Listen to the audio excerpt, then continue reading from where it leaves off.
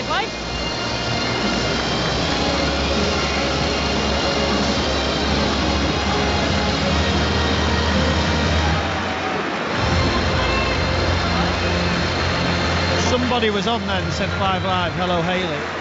I didn't hear them. Hello, hello. Unless you can turn the studio up. What? Might need to turn the studio up. Hello, 855.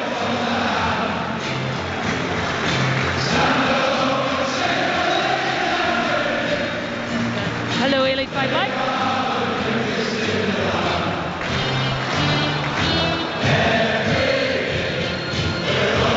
Good evening from a crisp, clear evening at Ellen Road. It is always a special atmosphere under the lights here in Leeds as the two teams have made their way out under the floodlights onto the pitch in front of us for a game that is absolutely huge for these two teams who are both trying to still ensure their survival, having come up from the Championship last season. It is 12th place Sunderland who make the journey to Leeds United, 15th in the table. 6 points separate these two teams. Michael Brown alongside me. It is always a big game when two promoted teams come head to head, because you know these are the games you need to win. These are the teams around you need to take the points off to ensure your safety. Yeah, for sure. I mean, everybody's been surprised by this unbelievable season of Sunderland and how well they've done. New players, new recruitment, but a real team spirit coming together. They've been tested, they've been moved around with different choices, different injuries, but for Leeds United, a very slow and indifferent start. They've matured, they've grown, they've got better and better, and they're finding a form, finding a formula. And as you said, they didn't get the result of the weekend against Manchester City, but they were really, really good. This is now a day they've got to get. Well, and it was in a performance that impressed Daniel Farke enough to not make any changes for tonight, and that is good news for Leeds United fans, because it means that Dan Ballard and James Justin have both recovered from the slight knocks that they picked up in that game against Manchester City. So Leeds United, in their all-white shirts, white shorts and white socks, line up with Carl Darlow in goal. A back three of Pascal Struijk, Joe Rodon and James Justin. Gabriel Gudmundsson providing width from the left, Jayden Bogle from the right, Ethan Ampadu, the captain, alongside Ilya Groove in midfield, with Brendan Aronson and Anton Stack supporting Dominic Calvert-Lewin up front. It is Leeds who have got us underway, playing from our left to right against a Sunderland team in their changed kit. Black shirts, black shorts, black socks with bright yellow numbers emblazoned on the back. And Reggie Lebris, with injury problems, has been forced into changes, and one of those big changes comes between the sticks. Robin Roofs has picked up a slight hamstring strain, so he is out, and Melker Elborg makes his debut for Sunderland, having joined from Malmo in January. So Elborg in goal, and it looks like a back three of Omar Alderete, Dan Ballard and Luke O'Nien, who comes into the starting 11 for his first Premier League start of the season. Tri Hume and Lushrel Gertruda providing the width either side. No Granit Xhaka this evening, he is on the bench, so Habib Diarra and Noah Sadiki line up in the midfield. Enzo Lefebvre and Nilson Angulo, the January signing from Anderlecht, providing support to Alizé Maenda, who continues to lead the line, having scored against Bournemouth at the weekend. And it is early on a free kick to Sunderland, right hand side, just on the halfway line. So Sunderland getting an opportunity to put some pressure on this Leeds back line early on. The two hands of Hume raised, and in it floats towards the back post. It's won by Alderete into the box, but headed clear. Still Leeds tried to keep the pressure on, and it's a feisty challenge from Angulo to win the ball off Gudmundsson, but too much, and it will be a free kick to Leeds. Yeah, a good start from Sunderland, as you said, that whether it's a forced change or just feel like we want to match Leeds United up, the Sunderland side going with that back three, going very, very direct. A little bit of a naughty one, Angulo just gone slightly above and beyond as what's expected, but now Leeds United, it was a great atmosphere, start of the game, trying to control it, trying to play through. I think they're going to try and have a fast start, Leeds. Well, this is a fixture of the two promoted teams. When that has happened this season, the last 6 games in the Premier League between two promoted teams, 5 of them have been won by the home side. So that certainly historically puts the odds in Leeds' favour this evening, but they will also fancy it. They are on decent form, Leeds United, but it is Sunderland who started well. Angulo with a ball into the box, cleared by Strike, and then there's a stretching leg to clear it. Dominic Calvert-Lewin trying to wriggle away from Alderete, looked like he was pulled back.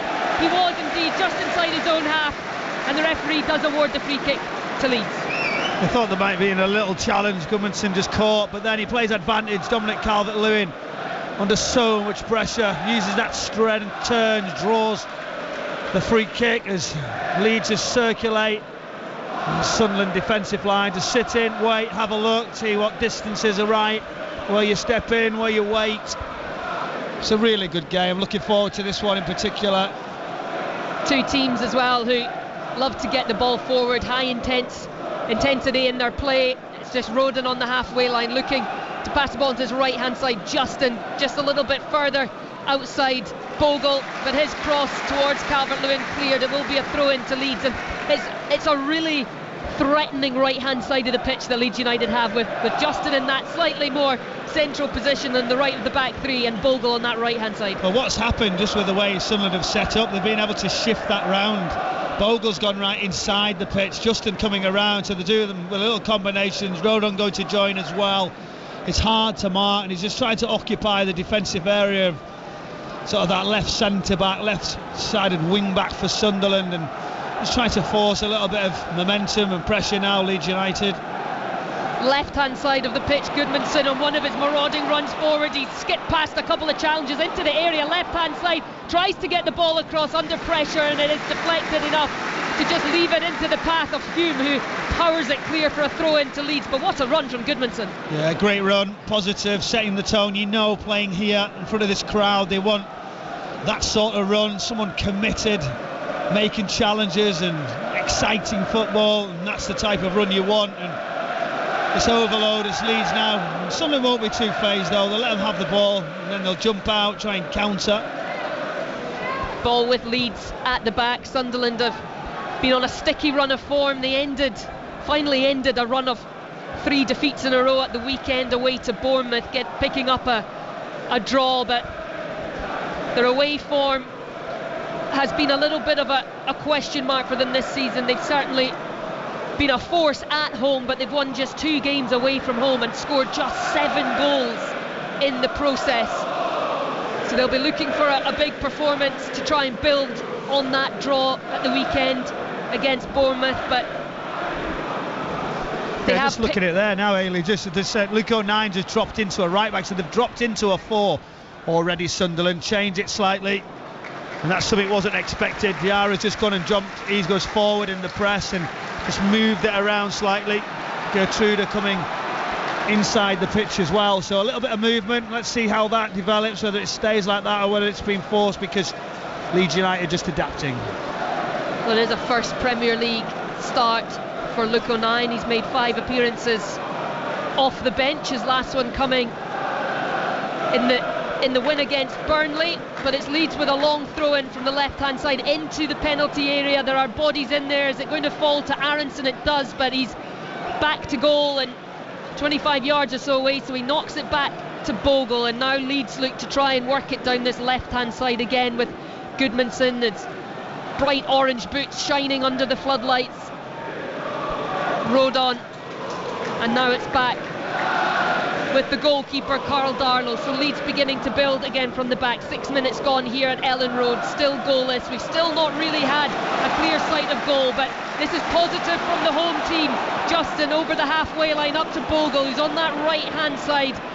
He's got Lafay in front of him, who does well, sticks out a boot, stops the cross. It will be a throw in though to Leeds on this right hand side, and another opportunity to stick a long one into the box. Yeah, you just see now they're all setting it up.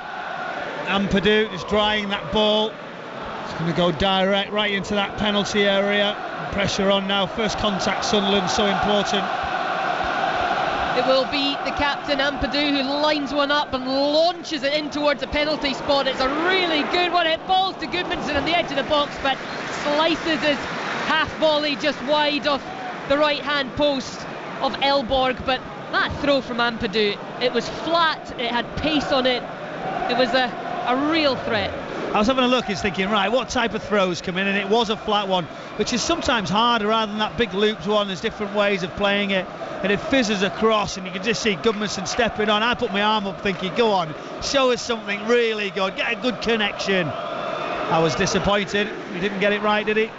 He did not, but Daniel Farcab down below us watching on, he'll be enjoying the opening moments of this game. He is in the dugout tonight. He picked up that red card at the full-time whistle against Manchester City. There is, we believe, an appeal process going on, so he is allowed to be in the dugout tonight. It will potentially be the FA Cup game against Norwich here that he will miss if a ban does come to fruition from that. Let's watch this space, that one, isn't it? Yeah, your thoughts on it? Yeah, I mean, come on, let's see, if people are just going on passionate things, I mean, we have to respect the officials. I get that and understand it, but it's a really, really heated situation there. And as long as he's not swore, as long as he's not being disrespectful, you are allowed to jog on and get your opinion across for me. Jogging is how he referred to it. Correct. A bit of a risky one from Darlow, but Ampadu able to knock it back to his goalkeeper under pressure from Mayenda, as a slack one there for Leeds. Justin can't get on the end of it, and it will go out for a Sunderland throw-in just inside Leeds' half, which Lefay takes on this left-hand side to Hume. He's all the way back to Alderete, who now switches the play across to Ballard, and now Ballard is able to drive forward, looking for the ball over the top to Mayenda, but there's too much on it all the way through to Darlow. What about the season, Dan Ballard? It's a great story, isn't it? Do you know how he's come into the Premier League and really took it well? So confident, leader, loves a challenge. It's been a brilliant story just following Sunderland. I was at the playoffs at the end of last season thinking, really, are they honestly going to get there? And then Ballard involved, and then what come next? It's been a brilliant thing to watch, and it always sets it alight, doesn't it? The dream can always happen very quickly from the Championship, and then the way they've been in this Premier League has been sensational. He has been rewarded with a new contract this week. Signed a new contract to 2029 at Sunderland, and he actually spoke, I read an interview with him, he was speaking about how he spent a lot of the summer beefing himself up in the gym to get ready for the challenges of the Premier League, and he's obviously done it well. Traore, on the other hand, he's been told to stop lifting the weight, so you need to find that happy medium, don't you? Yeah, happy balance, I think. No, I don't think he's going to stop though, is he? That's one, but yeah, really good for him, rewarded, and rightly so. Take the club forward, keep progressing, somebody who wants to learn, wants to get better. But if they can get something from this game, they'll just quieten a few where they've been a little bit under pressure lately. Goalkeeper under pressure there. Elborg plays it right to Ampadu. Now Leeds come forward. Aronson into the area, left-footed shot blocked by Ballard. It has dropped though to Leeds' feet, and Goodmanson keeps it alive. Aronson again, left of the penalty area. Leeds recycle it and go again with Strike up to Aronson, but the pass is cut out, and there's a battle on that far side between Aronson and O'Nien, and it's Aronson who comes away with the ball and manages to find the feet of Stack, but his pass is just not quite accurate enough, and Sunderland do eventually win possession. Yeah, Brendan Harrison just getting involved, some great little turns, some little flicks inside, trying to play quickly and just follow a little 1-2s, and still I'm not sure he gets the credit he deserves. The manager obviously believes he's doing a great job, keeps selecting him, unbelievable amount of minutes so far. He started the last 12 Premier League games, 27 Premier League appearances this season. Brendan Aronson gets a little bit of criticism for a lack of goals. He has 4 in the league so far this season. I was actually at Newcastle when he scored a couple of really good goals. Leeds unfortunate not to take something from that game. Still they come forward again. Bogle on the right hand side, he's got the option of Aronson ahead of him, but he cuts back and feeds it to Ampadu, back to his international teammate Roden. The two Welshmen linking up. Strike in the centre circle, back to Rodon, and now Leeds try to come forward again, but under pressure Rodon's given it away. There's a slight tussle off the ball between Rodon and Diarra, nothing given though as Sunderland look to break forward through Ballard. There's space on that right hand side for him to drive into, and he's got the overlap as well on that right hand side from O'Nien. Diarra across to Alderete, Hume outside of him. They're still in their own half, Sunderland, but trying to build an attack forward, but again they're forced back. Diarra having to go back to Alderete. Now it goes long, but it's easily cut out by Justin. And Sunderland just struggling when they have the ball to really hurt Leeds. Yeah, they are. They're just getting in a way of, obviously, their set-up, getting from that shape, jumping out, getting the next pass.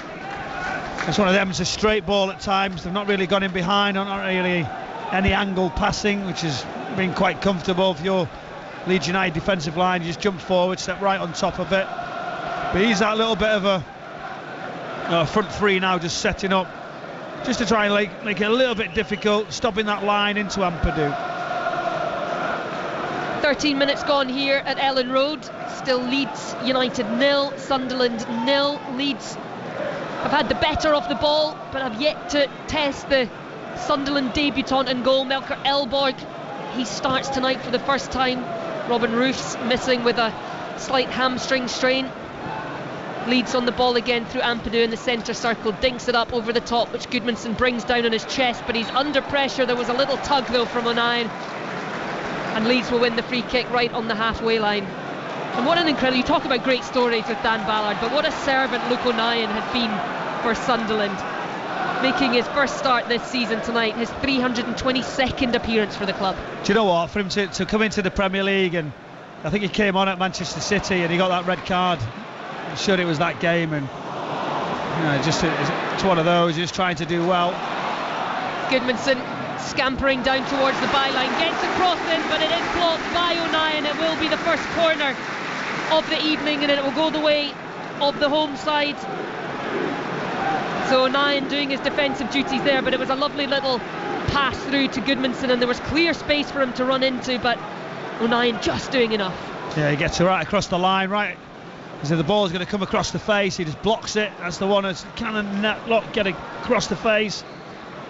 Stack with the corner going towards the back post, headed clear, but I thought it was going to perhaps fall for Groove, but it's picked up by Diarra. He's under pressure right on his own byline, but he's knocked it off.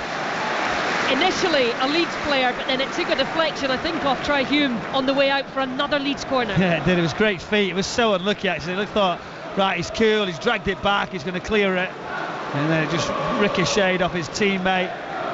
Now a good opportunity. It's all about this set piece, this corner kick, put it on point. Nobody on the post, just one block in front, 6-yard area, then 3 or 4 edge of it. Stack front post this time, headed clear, but it will go back to Stack, who just heads it to Justin, gets it back right edge of the penalty area now with Aronson, who goes outside again to Justin. Aronson gets it back, and another corner for Leeds. The pressure is ramping up this time.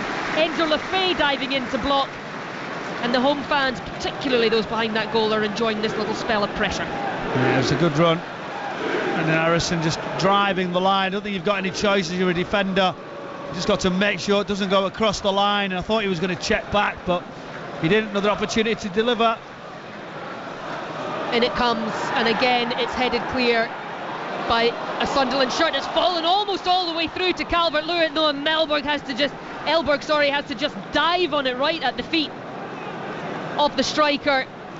That was a little bit of a mess in the box. Nobody really quite knew where the ball was going, but it was Elborg who made it safe for Sunderland, and now he gets the ball back to his feet from Alderete out to Hume onto this right hand side to Dan Ballard, who launches it towards the halfway line where it's cut out by Struijk, and Leeds trying to build, but again it's loose, and it's Sunderland who win it. So left hand side with Sadiki through the middle, looking for the run of Mayenda, but it's loose from Mayenda. Again, Leeds are able to pick the ball up, and Sunderland just not really able to hold on to it at the moment. as that's a lovely pass from Darlow to Aronson. He's moving over to the halfway line. He's got Goodmanson outside him, who he feeds. Goodmanson on that left touchline. Leeds looking to try and make this early pressure count here at Ellen Road, but still neither goalkeeper's had a save to make. Now the build-up's got to be a little bit better into the final areas, but Trey Hume on build-up for Sunderland does really well. He leaves that left-back position, goes as a number 6 at the bottom of the midfield, and then he found himself wider positions and in possession. Really interesting that Sunderland are allowed to do that, create in different ways. It's great to see the team's been coached like this and having the freedom to do it. Well, it's a mix-up in midfield, 2 Leeds players running into each other, and somehow they've got a free kick out of it. Siddiqui doesn't look happy with it. It's Ampadu getting himself up off his feet, as is Anton Stach. Interested to have another look at that. And also a problem for Sunderland. Their goalkeeper Elborg is down in the area, flat on his back, calling for some assistance from the physios. The Leeds United support don't think that there's anything wrong with him, but he's seriously looking for some help. Let's have a think about that. So they're all booing and saying why is it, but we know he's already just come in because of an injury. He doesn't want to add pressure to his performance, so he doesn't really want this. So for me, there's something that he's feeling to come and get the treatment, unless the setup, the system's not correct. But I'd be amazed at this situation if you did it. I mean, the Leeds fans are not really understanding this one on this occasion, you would presume. But now, what is next for Sunderland? This is a big moment. Yes, he's got the whole team around him, tactically, technically, where you can give some sort of information, but you've got to make a change, and the goalkeeper, Simon Moore, might have an opportunity. We might be seeing something, but he's up. Looks like he might be okay, but we'll have to watch this space. As you just get caught, there's a little bit of a clip on his knee for the Dominic Calvert-Lewin when he goes to ground. He certainly looked there like he was feeling his right hamstring. That's the problem with Robin Roofs. That's why he's not in tonight. It's why Elborg is making his Sunderland debut. But he was feeling the back of that leg, and we can see down on the bench Simon Moore, the 35-year-old. He is getting ready. He is getting prepared in case Elborg isn't able to continue. And that would be a huge blow for Sunderland. But we're back underway. Carl Darlow launching the ball forward, looking for Goodmanson, but O'Nien is there with the header. It will go all the way through though to Strike, and Darlow will launch it clear again. And there are terrible injury problems for Reggie Lebris at the moment, missing a number of first team players. Granit Xhaka came back on Saturday, obviously struggling to play 2 games so close together at the moment. He's a big loss for them tonight, but you look at the likes of Reinildo, Brobbey, number of players who are missing for them this evening, and he will definitely not want his substitute goalkeeper to be another one, as a shot comes in from the edge of the box from Maenda, but he looked offside from the minute the pass was played over the top, and now the flag does go up. We had a great view of it. It's one of those where it's just chipped straight, you're on the shoulder, and there's sort of a little loop ball, and he's clearly like a metre off. He takes a good touch, it's a great strike, but you know what? It's a strong save actually. Darlow up to the top right hand side, just pushes it over. It's exactly what you want from the goalkeeper, give him a little bit of confidence as the flag went up. Well, 21 minutes gone here at Ellen Road, still goalless in the other 2 7:30 kickoffs in the Premier League as well this evening. Bournemouth against Brentford and Everton against Burnley. Both of those you can listen to on BBC Sounds. If you just scroll along the top of 5 Live Sports Extra to find the game that you want and the channel that it is on. 8:15 is the kickoff time for Wolves against Liverpool. That one will be on Radio 5 Live. You can listen to that one. A bit of interest amongst the travelling support tonight as well in the FA Cup match between Port Vale and Bristol City. The winner of that tie will play Sunderland at home. It is just kicked off, 5 minutes in, still goalless as Leeds win a free kick in the centre circle. It's a little bit scrappy at times, this game. difficult to get any real flow to it, Michael. Yeah, it is, but do you know what? I don't think two managers will be too disappointed. I think they'll be like, okay, keep improving, keep building, wait your turn, something will drop. No, it's just not really fluid as you would have wanted from Leeds United. Probably them are the ones that you would have expected a little bit better on the ball, and they have been. Justin winning the throw-in. It's now back once again in the backline groove with the long ball, looking for the run of Bogle, but it's cut out by Hume. Back to his goalkeeper, who's getting a solid round of boos from the home crowd after that little break in play with the injury. He does seem to be moving a little bit better now. He's looking okay. Trey Hume is the target. He's got a lot of work to do. He's got to, as you say, drop in, then come up in higher area, and that's what Leeds are looking to do. They're really just trying to go a 2v1 on him, but he's got the balance right at this moment in time. Really scrappy here, really close play, a little bit of a late challenge, but not too much. A late challenge which gives Sunderland a free kick, and Siddiqui is still down on the ground, but that was, like you say, really scrappy. There were bodies in there trying to get some sort of control on the ball, and then Siddiqui takes a little one to the ankle and down he goes. Yeah, Anton Stack just going tight. He's quite upright. Straight challenge. Just get another little look at it. And honestly, he just puts his foot in front of his line of stride. There's no real contact whatsoever. And the free kick is completely wasted. Far too long, all the way through to Carl Darlow. So again, Leeds gifted possession back, and they will be able to build from the back. And you can see Reggie Labrise down there constantly shouting instructions to his side. They can play better than they are tonight, really struggling to string passes together and cause any real problems for Leeds. It's all a little bit I find disjointed. It tough to be even critical though, do you know, because of what, like, it's unbelievable what he has delivered so far with a new team. And not just that, the way he's gone to surprise teams, the way he's gone after people, his record at home, I just think he's been sensational. These players as well, I really enjoy the focus, that they understand the roles, the jobs, and just for them to be competing is because they're all a unit, all together. Great out of possession. They have had a fantastic season so far on the return to the Premier League. 37 points heading in to this game. No team has been relegated with 37 points since Newcastle were a decade ago. So you feel that Sunderland have done enough to be safe. I suppose you just don't want the season to peter out. Come on, they're safe. You don't want them to peter. But you know, if it did, I'd sort of go, right, fair enough. Next season is a whole new thing. They will have to find something because everyone's ready for them. But, you know, that's the one you get greedy, so we'll build on it. We'll now finish in the top half because of what we've done, and we've had that quick journey. Leeds United have done it over the years and have found themselves in a relegation battle. So slow down a little bit, accept where you are, keep building nice and slowly. Their home form has certainly been something to enjoy, and what an atmosphere you get at the Stadium of Light as well, as you do here at Ellen Road under the lights. 25 minutes gone, still goalless here, still goalless between Bournemouth and Brentford, and Everton and Burnley.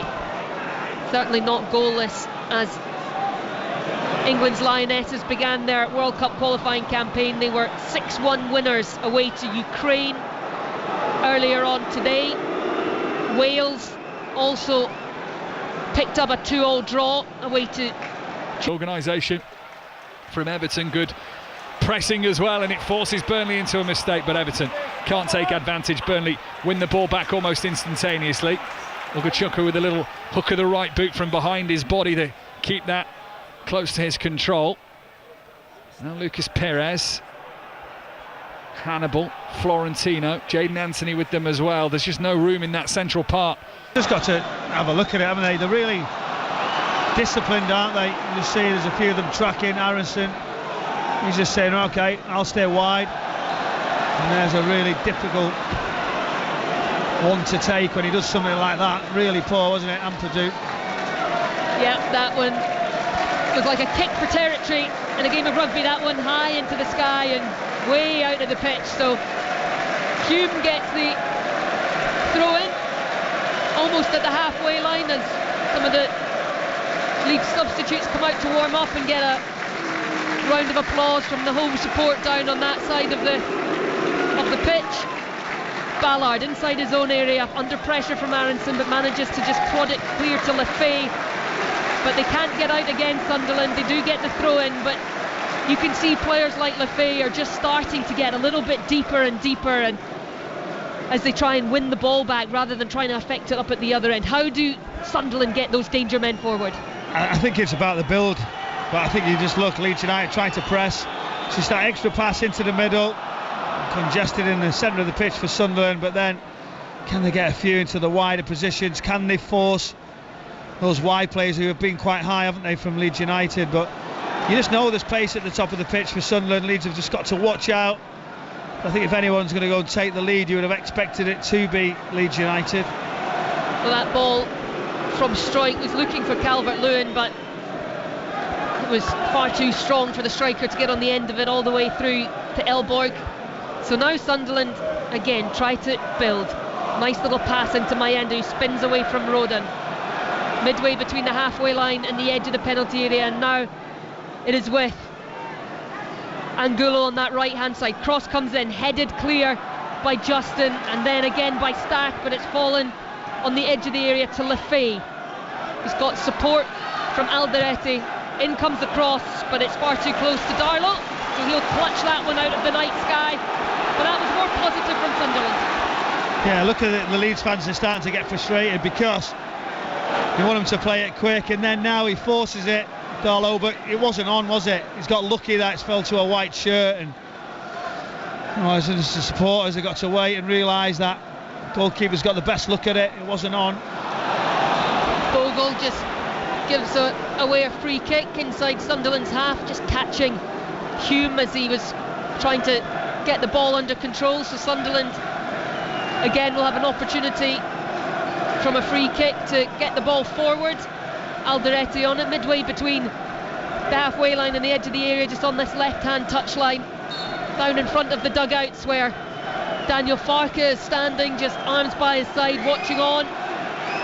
Reggie Lebris certainly the more animated of the two managers at the moment, as that free kick is headed clear by Ampadu, and it will be a throw-in now to Sunderland, which Sadike takes, gets it back just on the halfway line. Sunderland looking to build some passes together, and Alderete goes long looking for the run of Lefay. He's got through the back of that Leeds back line, but Darlow was out quickly to clear it from the edge of the area. That was a little opening for Enzo Lefay.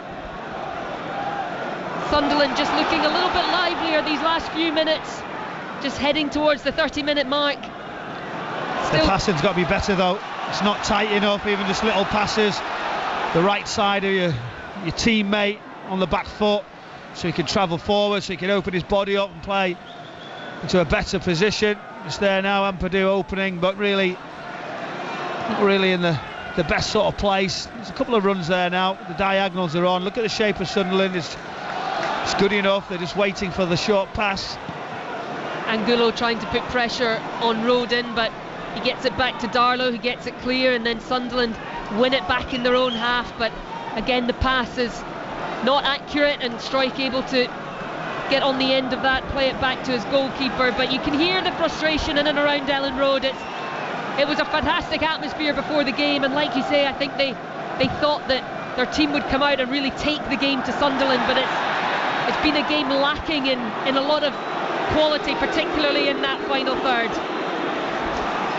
He's done really well there, the goalkeeper, under so much pressure. They're trying to play out.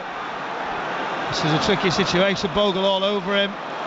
Sadike trying to twist and turn away from Bogle, he does, but he plays the ball straight to Stack, edge of the area. Across he looks for Goodmanson, who's had to try and squirm away, and he's done really well to win a free kick just on the D, because it was a really poor pass to him, but he managed to get on the end of it and get his body between the ball and the player.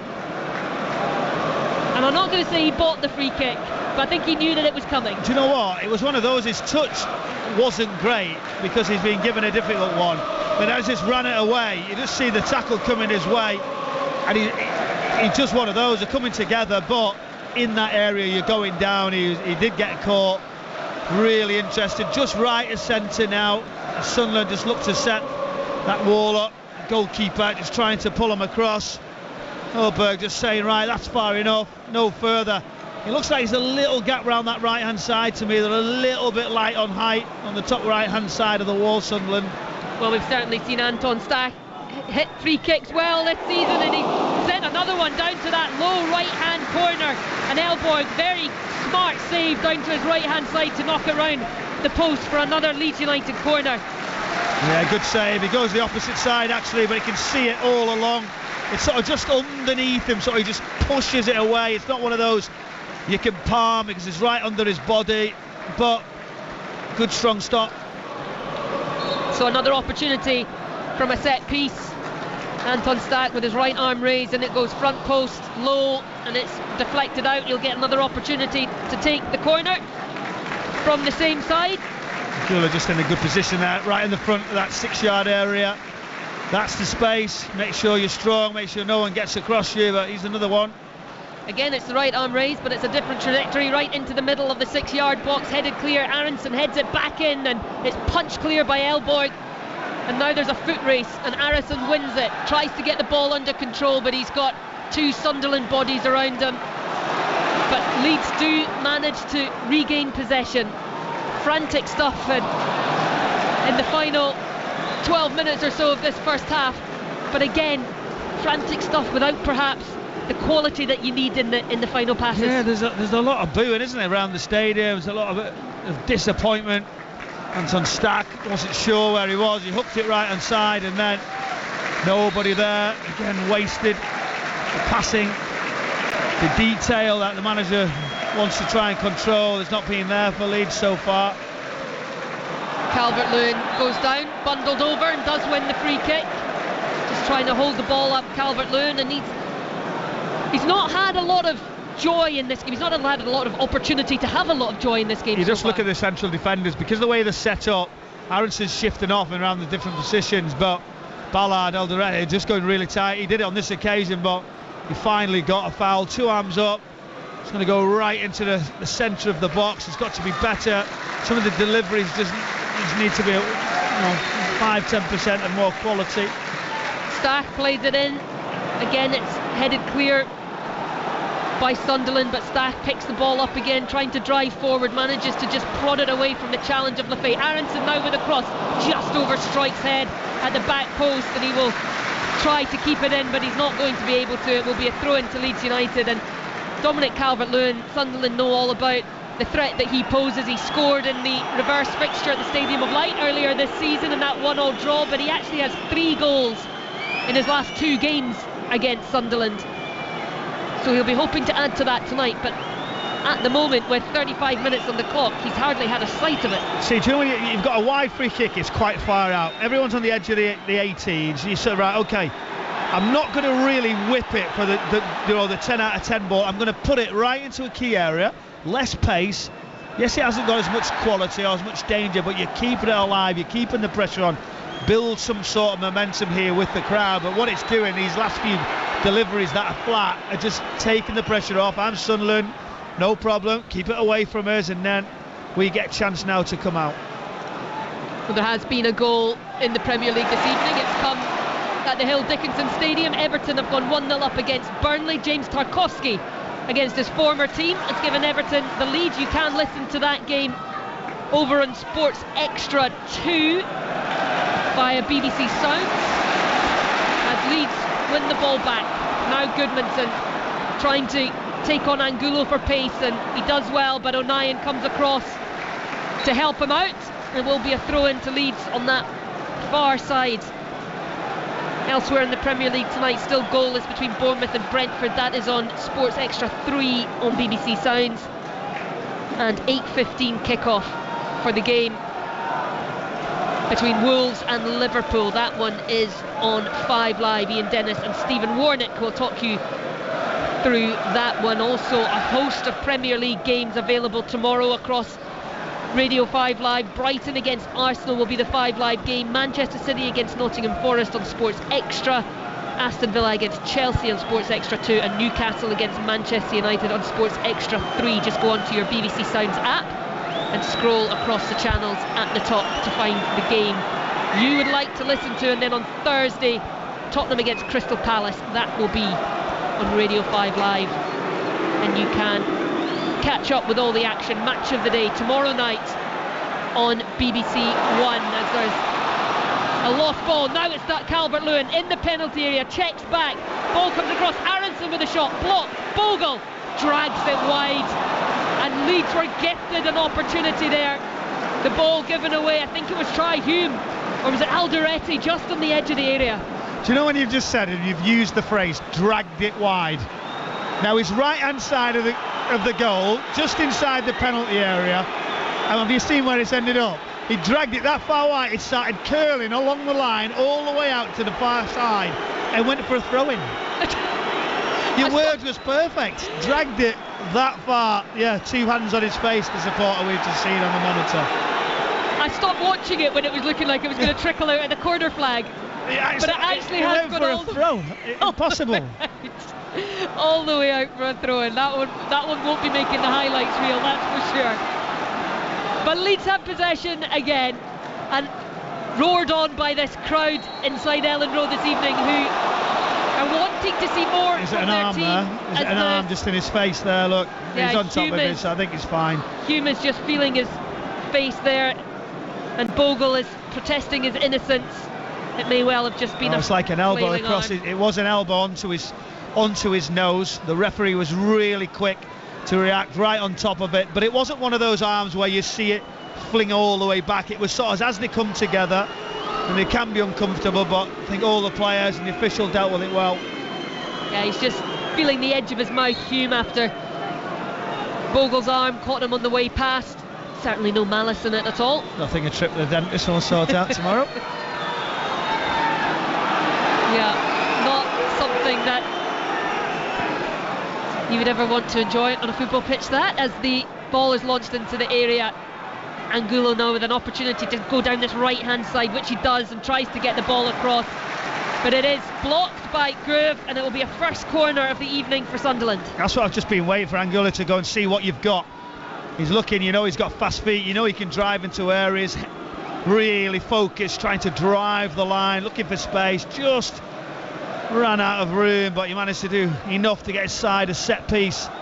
Now what's going to be different for Sunderland? 2 around the goalkeeper, you've got 4 just on the edge of the 6 yard, 1 on the edge just waiting.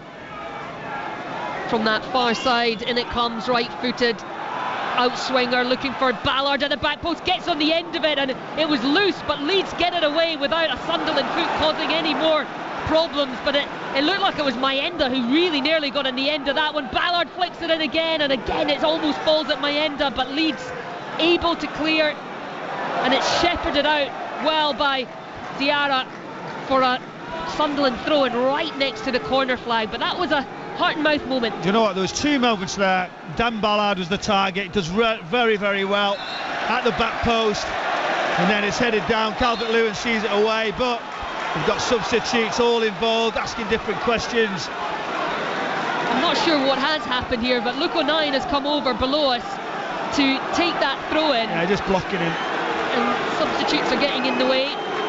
Is he not offering the towel? Took the towel away, did he? It's Sean Longstaff. Did he take the towel? Brilliant. Look at him laughing inside of his top. He's took the towel away from him so he couldn't dry the ball. I wonder why Sean old school tactics. I wonder why Sean Longstaff is doing that against Sunderland. Yeah, there's a little bit of rivalry there. I think he'd do it anyway, but here we go, long throw. The former Newcastle man. Anyway, O'Nien now with the long throw, and it's headed by Stroik, but it's actually come off Ballard on its way out, so goal kick. It's a shocker hit Ballard. That's 3 in a row, isn't it? You know, they've got to get hold of that. Leeds United, that's one thing. You were looking as a coaching staff and whoever's on set pieces. Great little moment here now, all the substitutes, right, because they don't think there's anybody on them. The right below is down to our left hand side. They've all got the tops up over the mouths, and you can only imagine what they're saying. Can you believe you've just done that? You got lucky.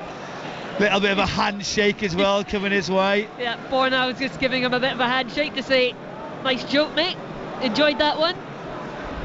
Leeds coming clear on this left side. Goodmanson looking for the dink over the top to Aronson, but Aronson wasn't there, tries to make something of it, But again, Leeds just not quite clicking. I love all that, you know. Do you know, honestly, I just find this, they call it the dark arts, don't they? But it's still fun. We need to see little things like that, just a little something, spice it up slightly. Or is it too mischievous? Should he be punished? Is it not allowed? No, I mean, on a game like this, I think we need something to liven it up a little bit. Come on, we need a goal then. We need something. We definitely need something. 3 minutes before half-time, or certainly before the 45 is up. Can we get a goal before the interval? We have had very little in terms of goalmouth action in this game so far. Leeds coming away with it. Goodmanson floating it over, looking for Calvert-Lewin. Skips off the top of his head and will go all the way through to Elborg. And he's such a threat, Calvert-Lewin, but he's just not getting service at the moment this evening. As Sunderland try and launch it clear, Alderete, but it's poor. It's all the way through to Strike in the centre circle. Bogle now with it, and there's cheers and jeers from the Leeds United supporters as they try and urge their team forward. Aronson does well to win the ball in midfield. Strike just moving over the halfway line. Goodmanson, Strike gets it back. Ampadu, and there's not many options forward, but Aronson trying to flick it over his head to Goodmanson, and then it's just launched clear by O'Nien, and again it's a battle in midfield. There's just no real fluidity to this game at all as Calvert-Lewin tries to win it in midfield, wins the free kick. Dan Ballard protesting, but it will be a Leeds United free kick. Yeah, now what's next? Move it wide, move it quickly. Build up here now as the 2v1. That's the run inside of Trey Hume, but they don't play it. I think you look at the energy of Sunderland, they're on for the fight.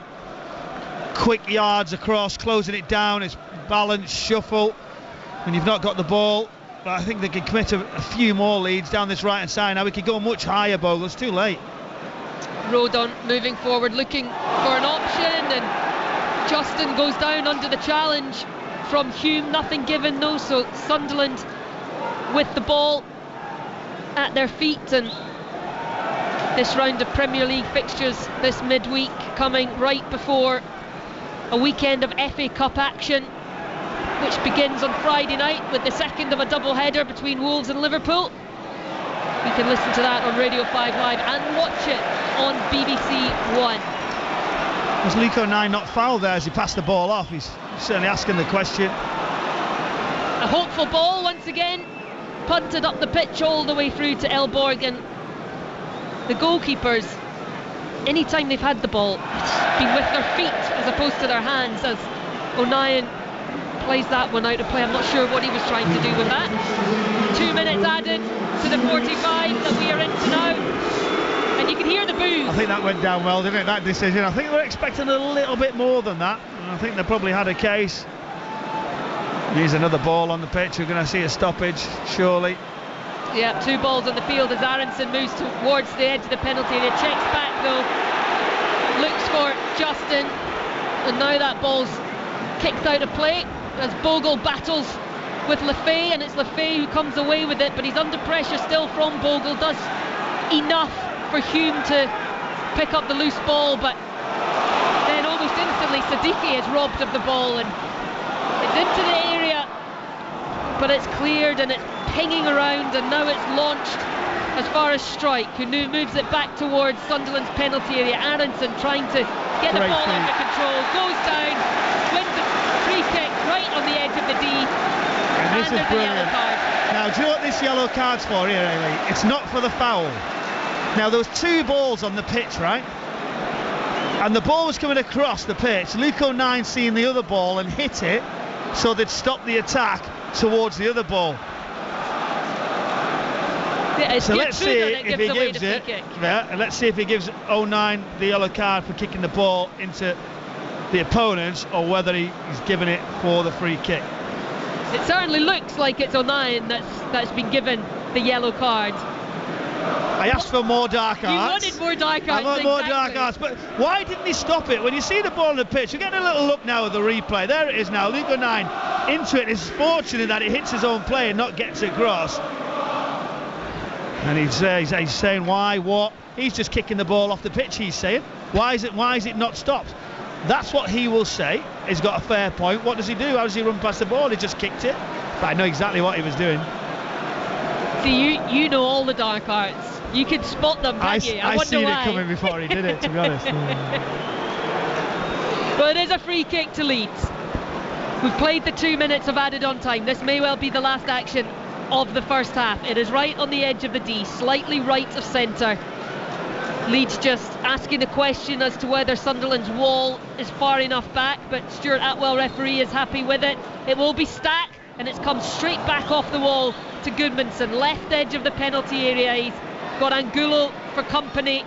He's not going to run him down the line. Angulo does well, but Leeds do win the throw-in, which they are going to be allowed to take. Level with the edge of the penalty area. Ampadu goes across. He'll launch this one into the area and see if Leeds can find the breakthrough right before half-time, and they know how much it can change a game. It happened here against Manchester City at the weekend. City taking the lead right before the interval, and they spoke about what a time it was to score that and how it changed things. Aronson, ball across, blocked. Sunderland now with a chance to race clear. They won't be allowed to race clear because the half-time whistle will go, and they had an overload there, Michael, and they're fuming with the referee. They are around the referee, and Luke O'Nien is trying to sort his players out because they are furious they weren't allowed to attack there. Now let me tell you something, right? The first attack comes in and then it's cleared. The whistle then could have went. Aronson takes his touch, gets his shot in, so he decides to carry on. They then break and it's not good enough. That is the mixed message. The first contact's away, that's when the whistle should have went for me. The second it drops away, they let Aronson come forward. We never know what they're going to do when it comes to these moments, the officials. Big decisions can change the outcome of the game. It's been a really scrappy first half of football, but there's been lots of incidents, a little bit of drama. We need some goals, but overall you would say when they're going in there, both managers will not be that disappointed. No, they will not, because this game is wide open for one of these two teams to grab it in the second half. It's not been the best of watches, there's not been a huge amount of goal-mouth action, but it has been feisty and it has been competitive, and it is still, at the break, certainly anybody's game. At half-time here at Ellen Road, it is Leeds 0, Sunderland 0. We will be back for the second half shortly, but during the half-time interval we can join Radio 5 Live with the opening stages of Wolves against Liverpool. To keep it out, a couple of half chances from the visitors when they have got into the Leeds half, but nothing really doing. At the break, it's Leeds 0, Sunderland 0. And commentary in the second half will be on Sports Extra for that one, as Van Dijk hits a ball over the top. Salah enters the penalty area, tries to control at the outside of his left foot, he's bundled over. Referee was up with play, Thomas Bramall, and the ball is going to be knocked out of play by Jose Sarr, as Salah just still sits inside the penalty area on his backside. Yeah, well, an informed Mohamed Salah puts Liverpool 1-0 up. It's a brilliant ball from Virgil van Dijk. Had it gone to VAR, he might have just strayed a little bit too early, Mohamed Salah, but as he receives that ball, he receives it on the penalty spot, tries to take a touch with the outside of his foot, then he's out-muscled by Krejci, who gets back in, makes the challenge on Mohamed Salah. But my first initial thought was, why hasn't he hit it first time? Why is he not taking that on the full? Got a strike at goal, big opportunity for Liverpool. 10 games in the Premier League without a goal. It is his worst goal drought that he's experienced in English League football. Half-time then at Everton, Lee Blakeman. Everton 1, Burnley 0, not the best of games, but Everton are ahead at home. Goal from a set-piece, Garner with a diagonal free kick, Tarkowski ran to it at the back post, good header past Dubravka. Branthwaite nearly made it 2 in stoppage time, but Dubravka did very well to keep that header out. Half-time, Everton 1, Burnley 0. Gakpo with a shot away straight into the goalkeeper's arms. Just entered the penalty area, hit it right-footed, comfortable height for the keeper. Yeah, Rob Edwards won't be happy about that. Midfielders overplaying. Joao Gomez caught on the ball by McAllister, quick turnover. Gakpo cutting in on that right foot, as he likes to do, gets his shot away. Interestingly, looking at the way Liverpool have set up, Mohamed Salah and Gakpo playing very narrow inside, Kerkez and Frimpong being asked to give that width for Liverpool. He scored the 200th goal under Arne Slot at the weekend. It took him to within one of a half-century of goals since he arrived from PSV, as Newport County have got an equaliser at home to Tranmere Rovers. Newport 1, Tranmere Rovers 1, down at the bottom of League 2, where it's very, very tight. And here at the bottom of the Premier League are Wolverhampton Wanderers coming forward with Mane. Out towards Chichawa, cross on the run, takes a deflection and behind for a corner kick as Wolves play from right to left. Yeah, they moved the ball really quickly there, Wolves. Mane getting on the turn, and he realises that pace of Chichawa down that right-hand side, releases it just at the right time. Credit to Kerkez, he closed that gap between him, the ball and the player very quickly. Ricochets it out for the corner for Wolves. And has been often a feature and a talking point on the television and in radio in coming days as to the set-piece situation and the crowded nature of 6-yard box these days. Once more, it's very congested with the golden shirts of Wolves and the red of Liverpool.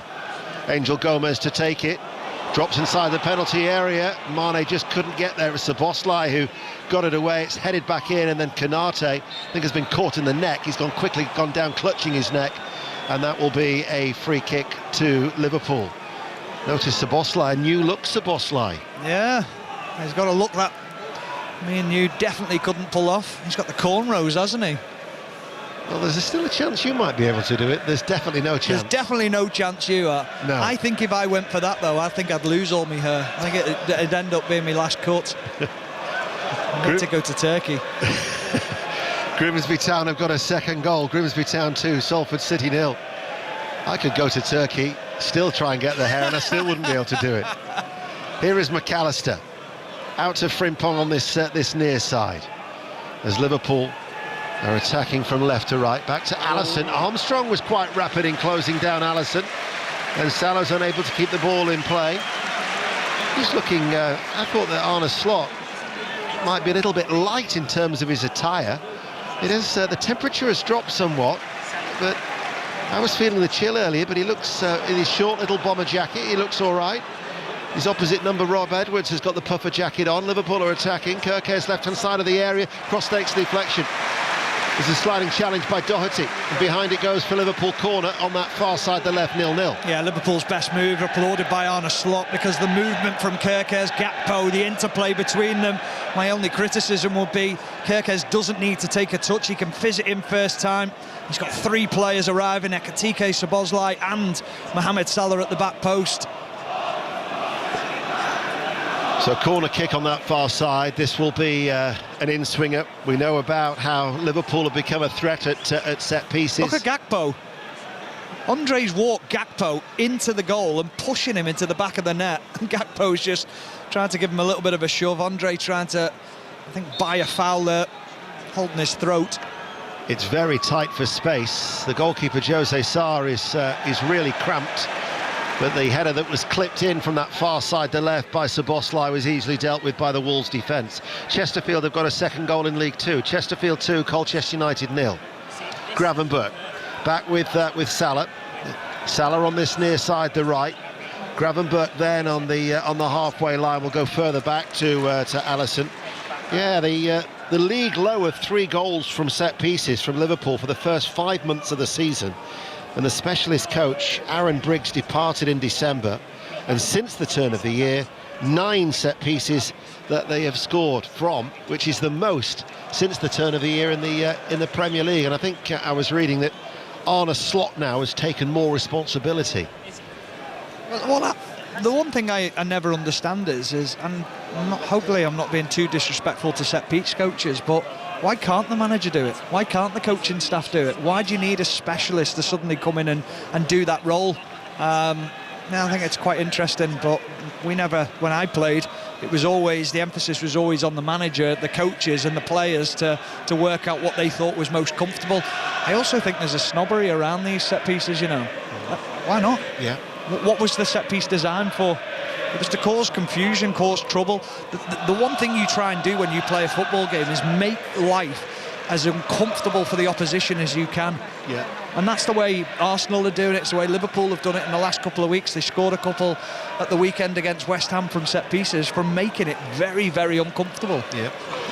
Keith Andrews said that very point on Match of the Day, I recall, earlier in the season, saying that, you know, there's a lot of snobbery in football. I wholeheartedly agree with you, Stephen. Grimsby Town have got a third goal at home to Salford City in League Two. Still 0-0 here. Sarr plays the ball forward. João Gomez just touches the ball back, and then it is Santiago Bueno who'll give it back towards João Gomez, and João Gomez is able to stride his way forward. What a ball. And then passes the ball out towards Chachawa, who latches onto that right-hand side, but the delivery doesn't meet the build or match the build-up play. And he puts his hands on the back of his head, and he can clearly tell he's frustrated. His body language is a clear sign of that, as he then swishes them down by his side in annoyance as it goes behind for a goal kick. Yeah, there's huge potential with Chachawa, but there needs to be a little bit of coaching at the end of it. Just that ability to slow yourself down, make sure that the cross is the most important part. The ball out from Gomez is absolutely sensational to Chachawa, though.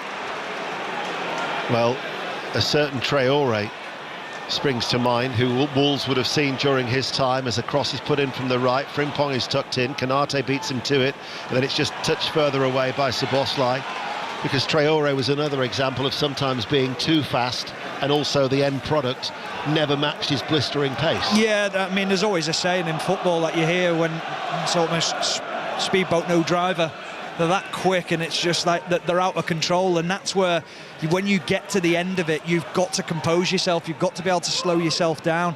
You can't cross a ball at 100 mile an hour, and that's something he'll get coached, hopefully, and he'll improve on, because he's certainly got the capability.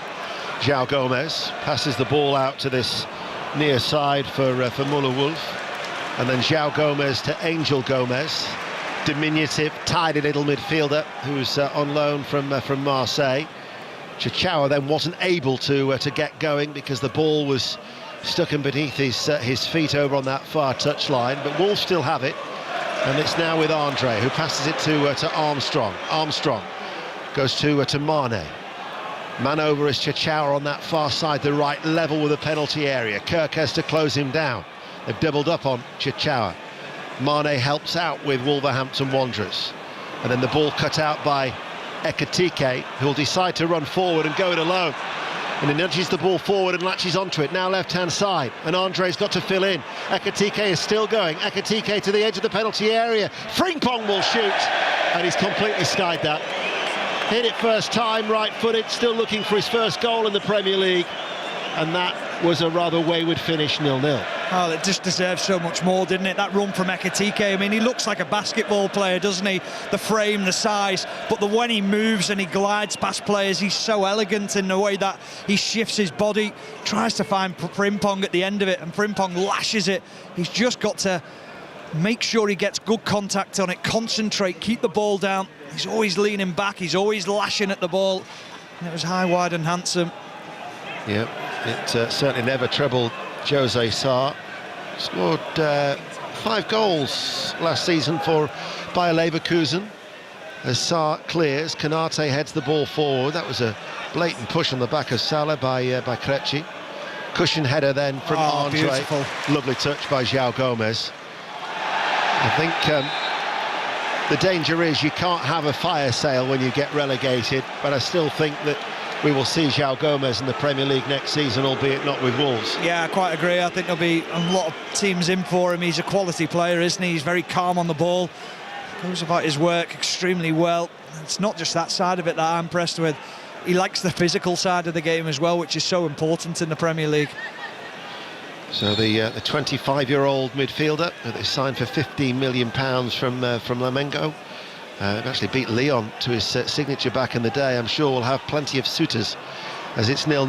Mane tries to get Wolves back on possession. Ekitike showing his strength, just pokes the ball to Frimpong. Oh, one more, he's in. Salah held up by Angel Gomez, just comes to a standstill on this near side, the right. Frimpong was then on the overlap but not utilised. Ball goes in field. Szoboszlai with his braided hair now towards McAllister. Kirkes to his left. Ball goes forward towards Gakpo. A little touch off the head there by Ekitike, and then Mane back there helping out, and Wolves have got plenty of shirts back behind the ball. João Gomez, another turn away from McAllister, linking up with Andre. McAllister managed to put a foot into that, and then it broke back towards the goalkeeper, Jose Sarr. Yeah, he can get a little bit overconfident. João Gomez just playing little flicks around the corner. He was caught out earlier by McAllister, and it led to an opportunity for Cody Gakpo, and when he did that, Rob Edwards almost like his head in his hands, as if to say, oh, not that one again. It's obviously an overconfidence that he has in his own ability. You cannot do that in the Premier League, especially on the edge of your own penalty area. Good noise being created by the Wolverhampton Wanderers supporters inside Molineux tonight as they get a decision in their favour from referee Thomas Bramall, and that will be a free kick to the home side. 17 minutes played. So I heard Kelly earlier on say that we've got 22 commentaries between tonight and next Monday, but you throw in that the Champions League last 16 next Tuesday and Wednesday, and we're looking to bring you 4 games, so that'll be 26 games over the next 9 days, which is a lot of football on 5 Live. It certainly is, yeah, and it's getting to that interesting part of the season, isn't it? So yeah, I think whichever game we're involved in at the moment, it's a pleasure to be there, and I'm looking forward to most of them. I'm covering the Galatasaray game next week, Liverpool. That'll be a fascinating game. I can't wait for that one.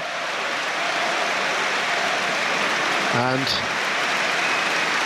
the support is for Diego Jota in the 20th minute. Of course, he played for both sets of supporters.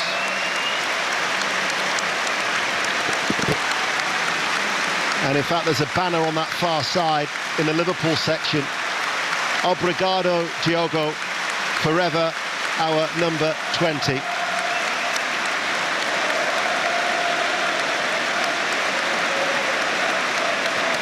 But he wore the 18 shirt for Wolverhampton Wanderers. And so it's the Wolverhampton Wanderers supporters who are singing his name, but he's being joined in by the Liverpool supporters on the far side, and I'm sure it'll be reciprocated in a couple of minutes as well. But he had 131 appearances and 44 goals in his 3 years at Molineux before Liverpool signed him for £41 million.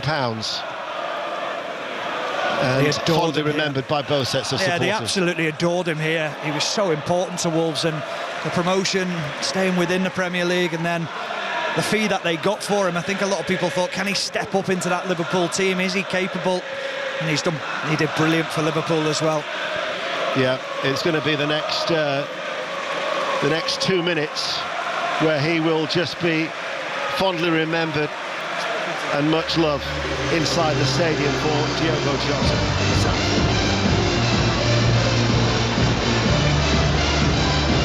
Welcome back to Ellen Road for the second half. Still goalless between Leeds and Sunderland. Both sets of players have made their way out onto the field of play. No changes for either side at the break. And it was a first half that was lacking in goalmouth activity. Just one shot on target. It came the way of Leeds, and it was from an Anton Stach free kick. That is as close as it's been. 7 shots across the whole half, 6 for Leeds, 1 for Sunderland, whose XG after that first 45 is 0.01. So I think it's safe to say it can only get better, Michael Brown. That's not bad, is it? That's still all right. But do you know what? I don't think they'll be, like I say, carry on, try and build, trying to do a little bit better. Obviously, better possession, but for Leeds United, don't rush it, don't force it. A point isn't the worst result in the situation they're in, but you know there will be demands for them to go and try and win it sooner rather than later, but that will be the danger. Well, it is Alderete who's down in the centre circle. He's just taken, I think, a little blow to the face. It will be a Sunderland free kick. Let me run you through the two teams very quickly. Leeds in there, all white shirts, white shorts and white socks, with Carl Darlow in goal. Back three of Strike, Roden and Justin. Goodmanson on the left, Bogle on the right, Ampadu Gruev in midfield, with Aronson and Stach supporting Calvert-Lewin up front as Sunderland prepare to take this free kick from inside the centre circle. Hume with his right arm raised, and they launch it towards the box, and there are bodies down, 3 of them in total. A tangle of legs, I think, and Leeds do win the free kick on the edge of the area. So Sunderland in their change kit, black shirts, black shorts, black socks, bright yellow numbers emblazoned across the back, with Melker Elborg in goal, making his debut for Sunderland with the injury to Robin Roofs, a back Three for them of Alderete, Ballard and O'Nien. Hume on the left, Gertruda on the right, Sadiqi Diarra in midfield with Lefebvre and Angulo providing the support to Mayenda up front. What have you made of that first half then, Michael? It was lacking in a little bit of quality, but for both of these teams, will they be reasonably pleased to be where they are right now? You would think so. I think that was the message at half-time from a lot of people. The quality of a Premier League game should be a lot better than what we've seen, but it is edgy. The Sunderland side who are happy just saying, do you know what, we're not going as well as we were, we'll just wait. But for Leeds United, they're going to try and come out, force it a little bit more, try and be on the front foot, try and create more chances and opportunities. They're the ones really who'll be sort of going, well, we have to show more quality, and that's it really. But yeah, overall I think there's no rush. Elborg launching it down the field and Angulo just chasing it, but it's all the way through to Darlow, who sends it all the way back towards the Sunderland goal as Aronson battles with Ballard, and Ballard pulls down the American right on the left edge of the penalty area, and Aronson will win a free kick in a very dangerous position. But Dan Ballard, did he need to make that challenge? I think he goes to get his foot round, but then once he doesn't get contact, his back leg goes, and then the pure size of him just runs right into him. Just stay away, stay safe. I think he catches him actually, with a big long clearance from Darlow right the way across, sort of back to front very quickly. Route one, but now wide free kick, an opportunity. The edge of the area could be one. A little block, the way it's set up would be nice if we want to do it. Well, they have had plenty of opportunities from corner kicks so far. Leeds getting the ball into the area and from the long throw. Haven't punished Sunderland yet, but here's an opportunity for Stack. He clips it in towards the area. It's punched clear by Elborg, but Aronson will pick that up, and there's a player down. I think it might be Sadiqi inside the 6-yard box, so play will be stopped as Elborg just checks on his teammate, still down face first. It's actually Mayenda as he pulls himself up onto his feet now, which gets the as you would expect, reaction from the Leeds United crowd. Yeah, the goalkeeper does well. He comes a long way actually. He punches, real aggression. And at that point, Mayenda must have been underneath it. That's the one thing I'm thinking. Is he just caught? He's got another look. There is contact in towards the back of him. I'm not sure there's enough for him to stay down right in the middle of the box. And might be the landing. He lands heavily on his hip, but he is moving pretty freely, so he's recovered quickly. I think the Leeds fans have used a slightly different opinion and different wording. I think they certainly would. Yeah, I think he was fine. Elborg launches it into the night sky, long down, flicked on by Hume, looking for the run of Lefebvre, and Bogle has to battle to win it, which he does, and is able to play it back to his goalkeeper. That gets a round of applause from the Leeds United crowd. Packed in here, such a noisy atmosphere, but particularly under the lights just adds something a little bit more to it. But Leeds will be aware, and Sunderland will also be aware of Leeds' defensive records. They have the worst record outside off the bottom three, conceding 47, just 2 clean sheets this season. So there is certainly areas that Sunderland can try and exploit. They just haven't been able to really do that yet this evening.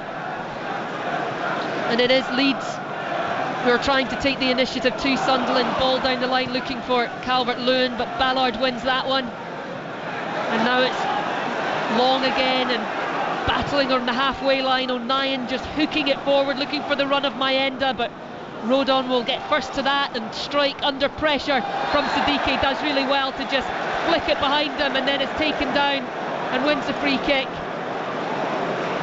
But Sunderland, we can praise them for what they've done this season. They've been absolutely fantastic on their return to the Premier League, but surely the type of football that we know Regis Lebris wants to play, he'll want to see a little bit more composure perhaps in the second half. He'll want to see it, but I think the message in the dressing room, you just look at the return of the points.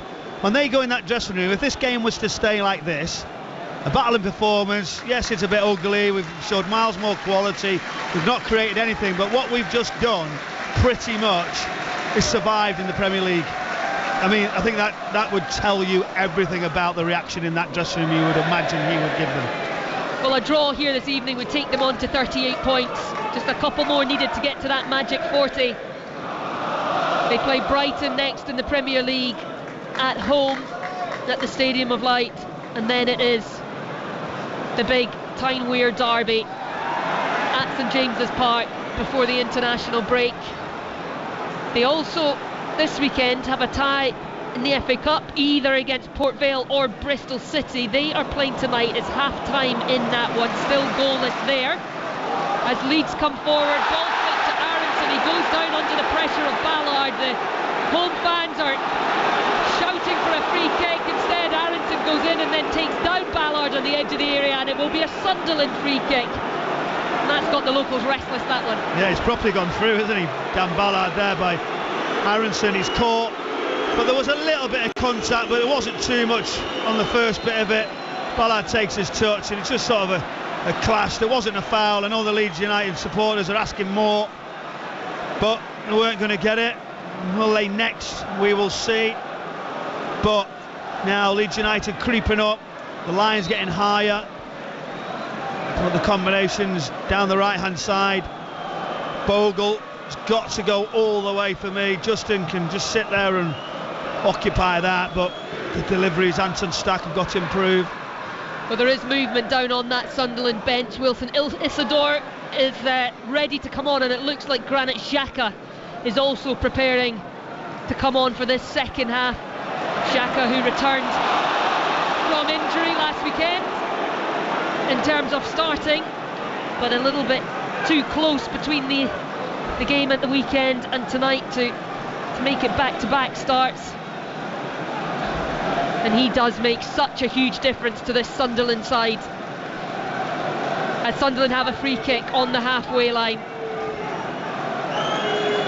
which will be taken by Hume. Sunderland just moving bodies forward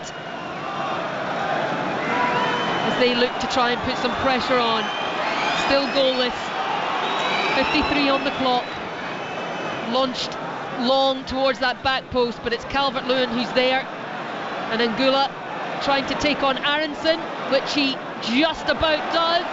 Now he's battling with Aronson to try and win the loose ball. It's gone out, and it's been given as a throw-in to Leeds, who are off and running, but the linesman, I don't know if you noticed, Michael, he put the flag up and pointed for a Sunderland throw-in, and now there's been a free kick down in front of us, and it will be Sunderland who get possession back. It was one of those, the magic flag that sort of goes to come up, as if nobody's seen him, as it gets to sort of shoulder height, as he sort of pulls it back down as the referee plays the advantage. And here we go, substitutions looking like they're going to place here, but the referee, Dan Ballard, the crowd are getting right after the officials, and now there's going to be a little bit of a pause.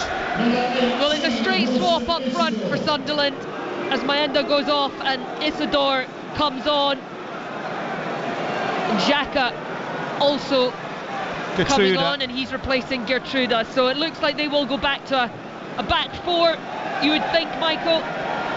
Yeah, I don't think it's changing for them, because Luke O'Nine's been sat in that back, like a back defensive line. Gertruda's been in the middle of the pitch, so he's just going to go and drop in there. Granit Xhaka, nice and easy. But what he'll try and do, with, as you know, will dictate the play more. Be someone who gets on the ball, someone who knows how to drive forward, closing space, getting people near him. But how do Leeds United react? What do they do next? The pressure's just starting to mount a little bit on them, isn't it? Yeah, the game sort of feels like it needs somebody just to stick their foot on the ball and dictate those passes and almost calm it down a little bit in midfield, and you couldn't ask for somebody better than Granit Xhaka for that. All his experience, he makes his 250th Premier League appearance this evening, coming off the bench. But it's Leeds who come forward with Stack. He's stopped in his tracks though, but Siddique bundled over and wins the free kick, just as Leeds were looking to try and get possession back. Still a little bit scrappy. They're staying down, aren't they? They're staying down. That's what's not been acceptable. The fans are saying, come on, speed it up. A little touch of contact, but they are possibly staying down a touch too long. But it's all Granit Xhaka on about his appearances, on about his return of what he gives this side. But when he's signed for Sunderland, you're thinking, what's he doing that for? Can you believe it? And look what he's produced. He's led off the pitch as well as on. He's been that leader. The manager's just said, go on, you go and run it for me, and then I'll give you all the tools to be able to build, and trust me in my tactics, and they've been excellent. And just having that presence on the pitch, it must. And in the dressing room, though, do you know, I think he's got an aura about him. I think that's the difference. But when he's come on there now, he's gone, come on guys, easily. Well, Calvert-Lewin wins that header in front of Dan Ballard. It falls to Aronson's feet. He wriggles clear of the initial challenge. He's still got a couple of shirts around him, and he now manages to lay the ball off, and Diarra flips his heels as he does so. And Labrice is down asking the question that then does get answered, because the yellow card is given. That's great feat, wasn't it? And Aronson, there's a little bit of contact, but do you know, whatever contact was coming next, you knew the official was under a bit of pressure, that he was going to go yellow card quickly, which he didn't need to do that there, did he? It wasn't a promising attack, wasn't in a dangerous position. He could have just said foul, let's go. Well, around Ellen Road, the fans are twirling their scarves. All the three stands around us. Great atmosphere as they try and push their team forward. Stack to Justin, out to Bogle on that right touchline. Cuts back, which the supporters don't want to see. They want to see him go forward, but Leeds just trying to get a little spell of possession. It's lost though, because loose pass from Bogle, and then he holds down Lefay. Free kick to Sunderland just inside Leeds' half, and you can hear every time Leeds bring the ball back and play it backwards, that little murmur goes around Ellen Road. I've played here, you've got to be a strong character. If it's a build-up, if it's a circulation of the ball, you've got to push back round, and that's what it has to be. And the fans just want quick football, they want you to go forward, and we get it. Great support, but players have to still make the right pass that they believe in the system at the right time. Sunderland coming forward, and Goulat dinks it into the area looking for Siddiqui. Ballard picks it up. He's got Lefay, who again launches it towards the penalty area off the head of Onayan to Angula, and now it's Alderete trying to twist his way past Leeds players, and now he pulled the shirts of Gudmundsson as he was trying to race clear, and that will be another free kick, and it will go the way of Leeds United. I think he's almost clotheslined him there, you know, till the arms come across his body quite high towards his neck. And I've just said the foul before, you sort of go, well, you know, if one's a yellow card, what's the next one? But it's interesting, it's there now. Dominic Calvert-Lewin, we haven't seen much of him. Here he is. Here he is, getting onto a flicked header from Aronson, but the whistle has gone, a handball in the build-up. Aronson flicked it on, and referee Stuart Atwell. I spoke too soon. I said we've just seen, here he is, Dominic Calvert-Lewin, he's getting through, we're going to see a chance. A little bit of a handball, we need to stay quiet. He just tries to nudge it into his path with his arm. It was difficult to spot with the naked eye, so well spotted by Stuart Atwell, but it was there, the little handball that nudged it into his path. Calvert-Lewin, he's been starved a little bit of much in the way of anything to feed off tonight as he tries to flick the header on to Aronson, but again Sunderland with their big centre halves. Alderete this time gets on the end of it, and now Lefay wins possession in the final third, goes down under the challenge, nothing given, but an opportunity still for Siddiqui. Good challenge in the edge of the area, falls though to Xhaka, who plays it past to Onayan, midway between the halfway line and the edge of the penalty area. Still goalless as we hit the hour mark, and Diarra tumbles to the ground, nothing given. It's getting feisty out there, Michael. Game on,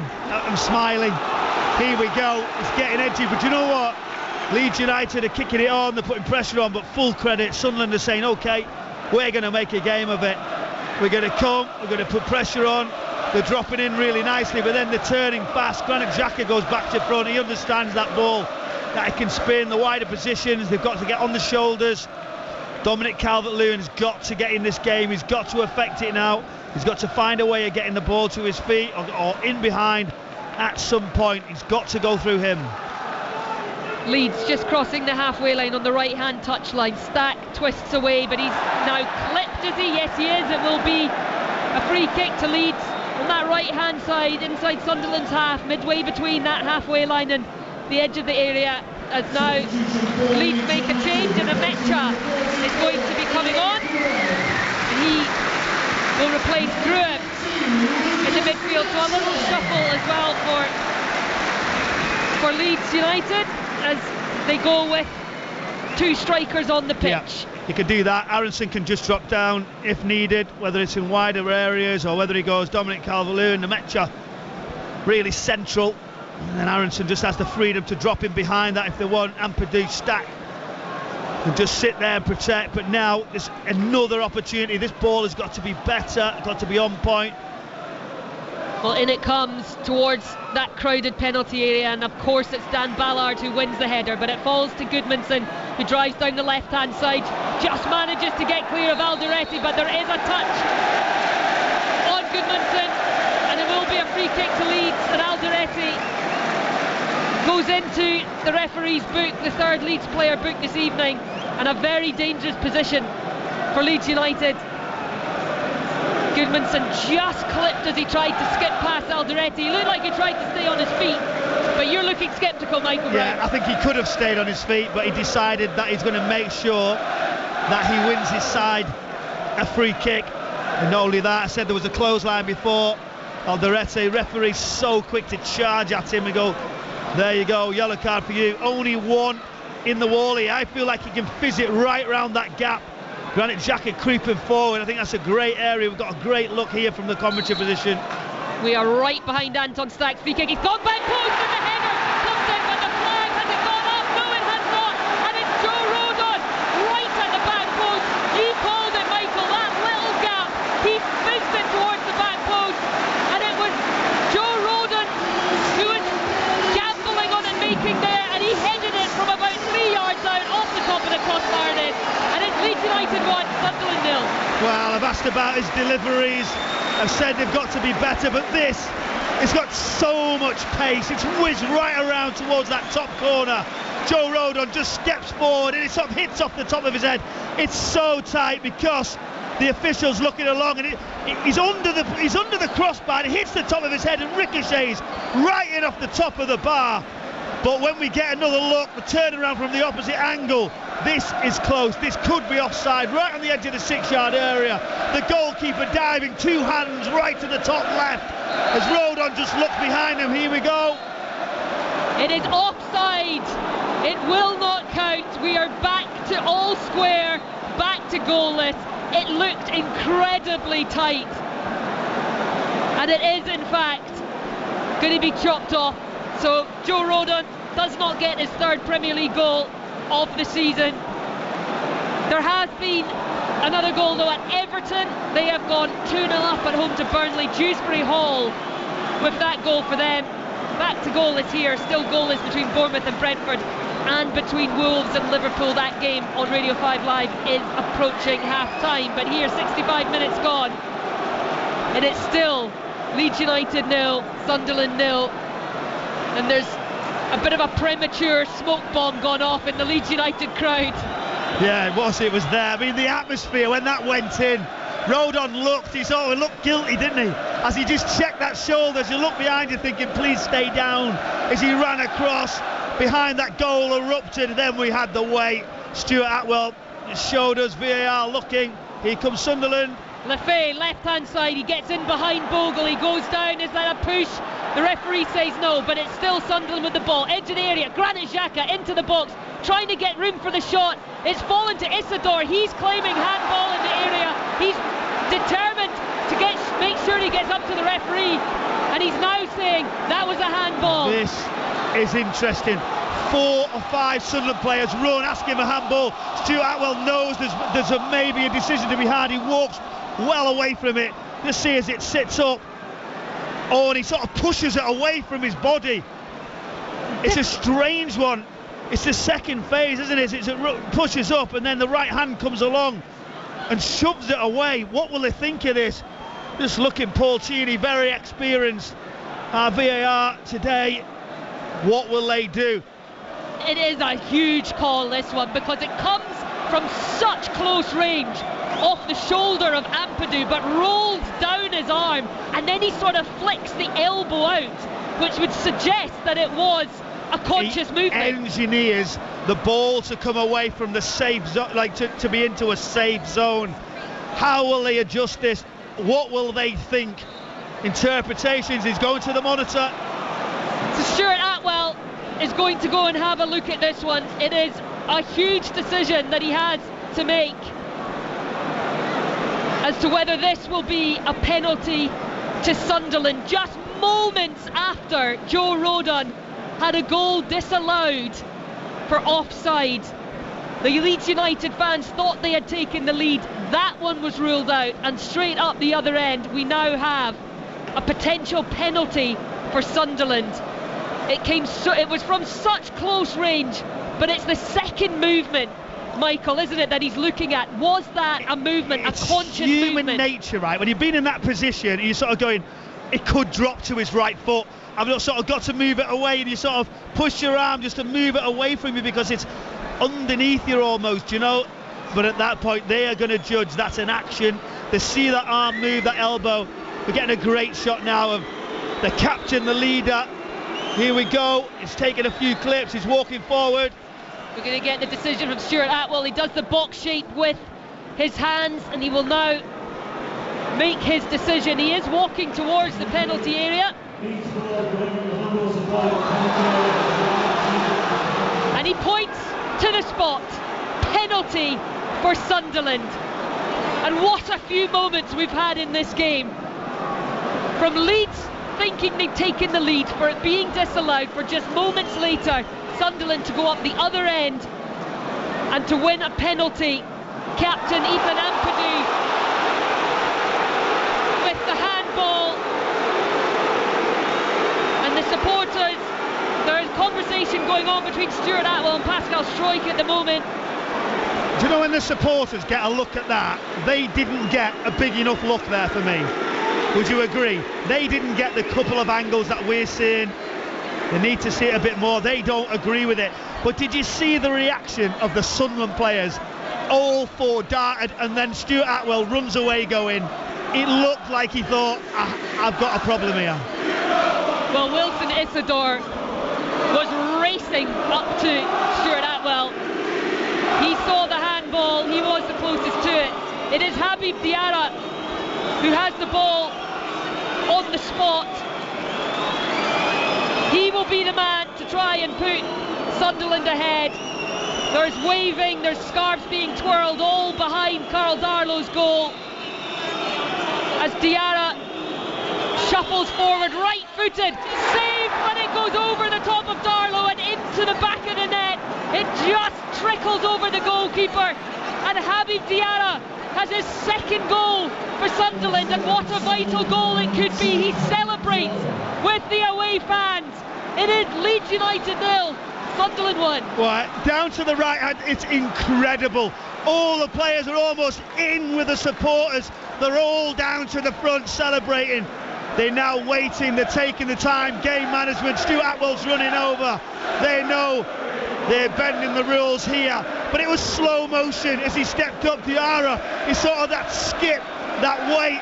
The goalkeeper just dives to the left-hand side. He thought, is it saved? But it sort of bounces off his hip. We wait, and it just drifts into that top roof of the net, and off they go. Huge moment.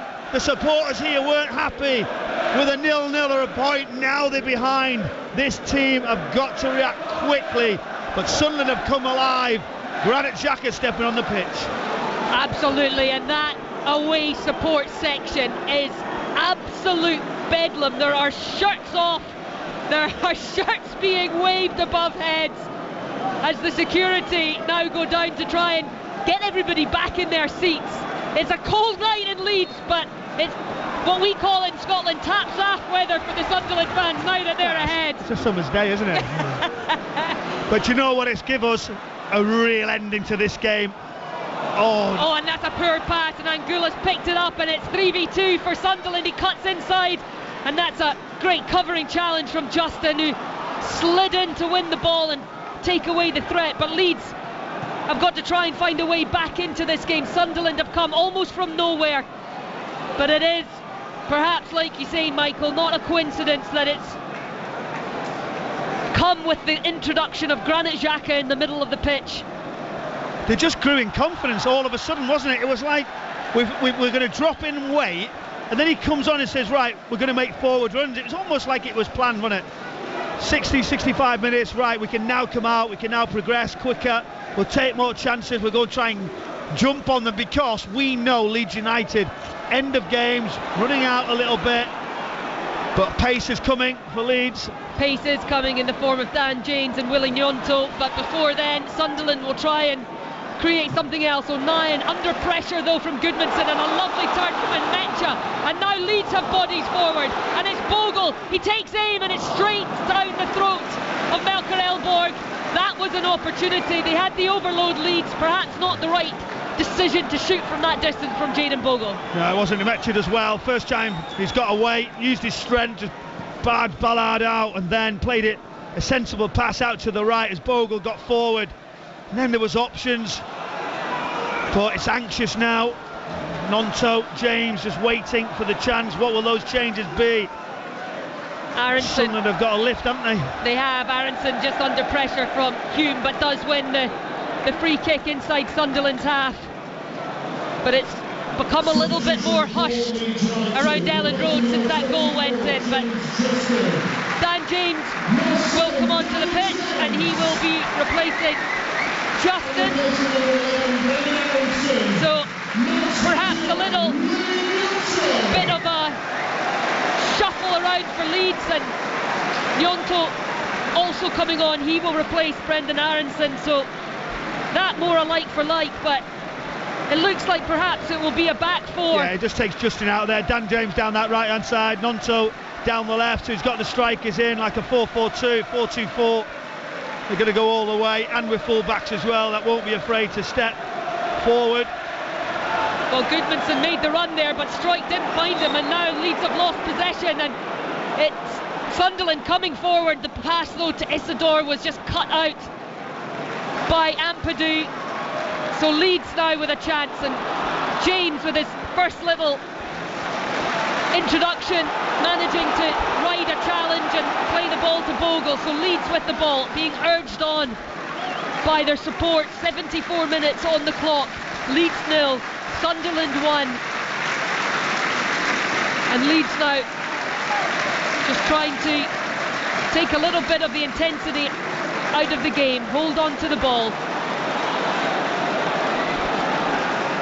Elsewhere in the Premier League, Bournemouth 0, Brentford 0, Everton 2, Burnley 0. You can listen to both of those games on the BBC Sounds app, and then on Radio 5 Live at half-time. Wolves 0, Liverpool 0. Willie Gnonto driving forward into Nmecha, turns edge of the area, chops it back onto his left foot, feeds James, ball across the face of goal, and Goodmanson just couldn't quite get to that back post. Calvert-Lewin threw himself at it, didn't get the touch, and Sunderland survived. But all of a sudden, with those changes, Leeds looking far more threatening. It was the substitutes, wasn't it? Gnonto driving down the left, comes inside, Nmecha just turns, it looks like he's going to shoot with that left foot. Nice little pass into James, delightful ball. We've seen him do that so many times over the years.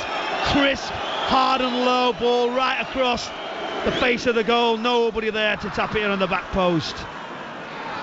Sunderland going long, but header one flicked back over his head by Nmecha, but Ballard is there to launch that one, which Strike sends back. Calvert-Lewin jumping with O'Nien, but O'Nien will get the free kick. He's going to stay down, look.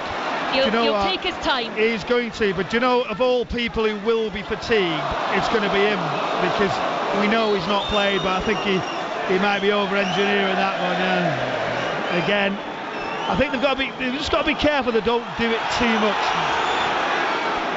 Well, Ballard just drops the ball to Xhaka, who spreads the play onto that left-hand side, flicked into Lefebvre.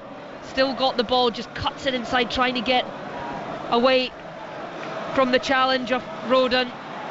Leeds win it back though, and that will be a free kick to Leeds. Well, there's a host of Premier League football to enjoy across this midweek card. Tomorrow night, 5 Live's coverage will be Brighton against Arsenal, but on BBC Sounds you can listen to Manchester City against Nottingham Forest, Aston Villa against Chelsea, and Newcastle United against Manchester United. As Leeds come forward, right side, Dan James, it just drops on the edge of the area and James picks it back up again. Leeds trying to put the pressure on. Strike inside Sunderland's half, takes the option in midfield. Now Ampadu moves the ball this time out onto the left hand side to Gnonto, who's got a couple of bodies ahead of him, chops back onto that right foot, trying to get away from Angula, who is a little bit too feisty in the challenge, and Leeds win the free kick 25 yards or so from goal, left of centre, and another opportunity to put in a wicked delivery for Anton Stack. Yeah, Gnonto just driving across the pitch, but you just see there Angula just really goes a little bit tight. The referee said he sort of pushed him, but Gnonto just pushed his body towards him. There was a coming together. It's right, it was a foul. Stack this time, that far corner is looking, 2 hands. Stack plays it in, headed clear though by Xhaka, and then Angula flicks it round Stack, but Stack's able to get on the end of it, and Gnonto back to Bogle, and now Ampadu. Leeds trying to keep the pressure on, but just a poor pass. Risky passes there, weren't they? Almost got caught, but they're now taking chances, playing faster, playing forward. Sunderland are just sat in the trap. Brilliant there, Longstaff and Nico 9, a little combination. He uses his top, not the towel, like we've seen in that first half. Well, Sunderland on course for just their 3rd Premier League win away from home, but with 12 minutes or so left on the clock, there is really an opportunity still for Leeds to try and get themselves back into this game, but it is Sunderland who win the free kick, and again Diarra will take his time getting up. Yeah, Ampadu just pulls him, but then they're just killing the momentum. But they're trying to go behind there.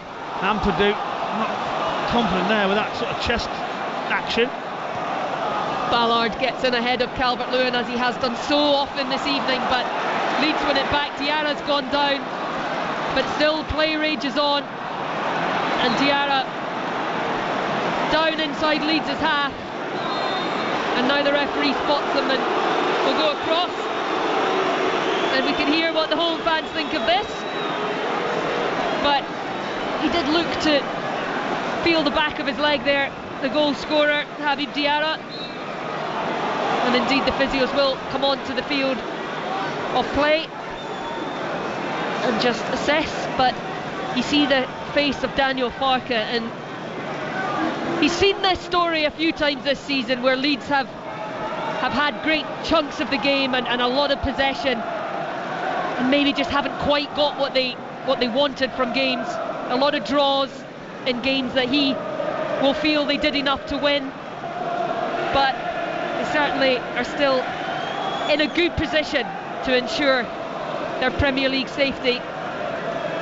But these are the kind of games they will have looked at as 3-point games. Everyone's looked at this. Was always the dangerous one, as you said, about promoted teams. Do you know, so you sort of go, well, that's a given. That's the one we have to win. So the pressure increases. You just keep looking and saying, right, how do we get to sort of 37, 38 points?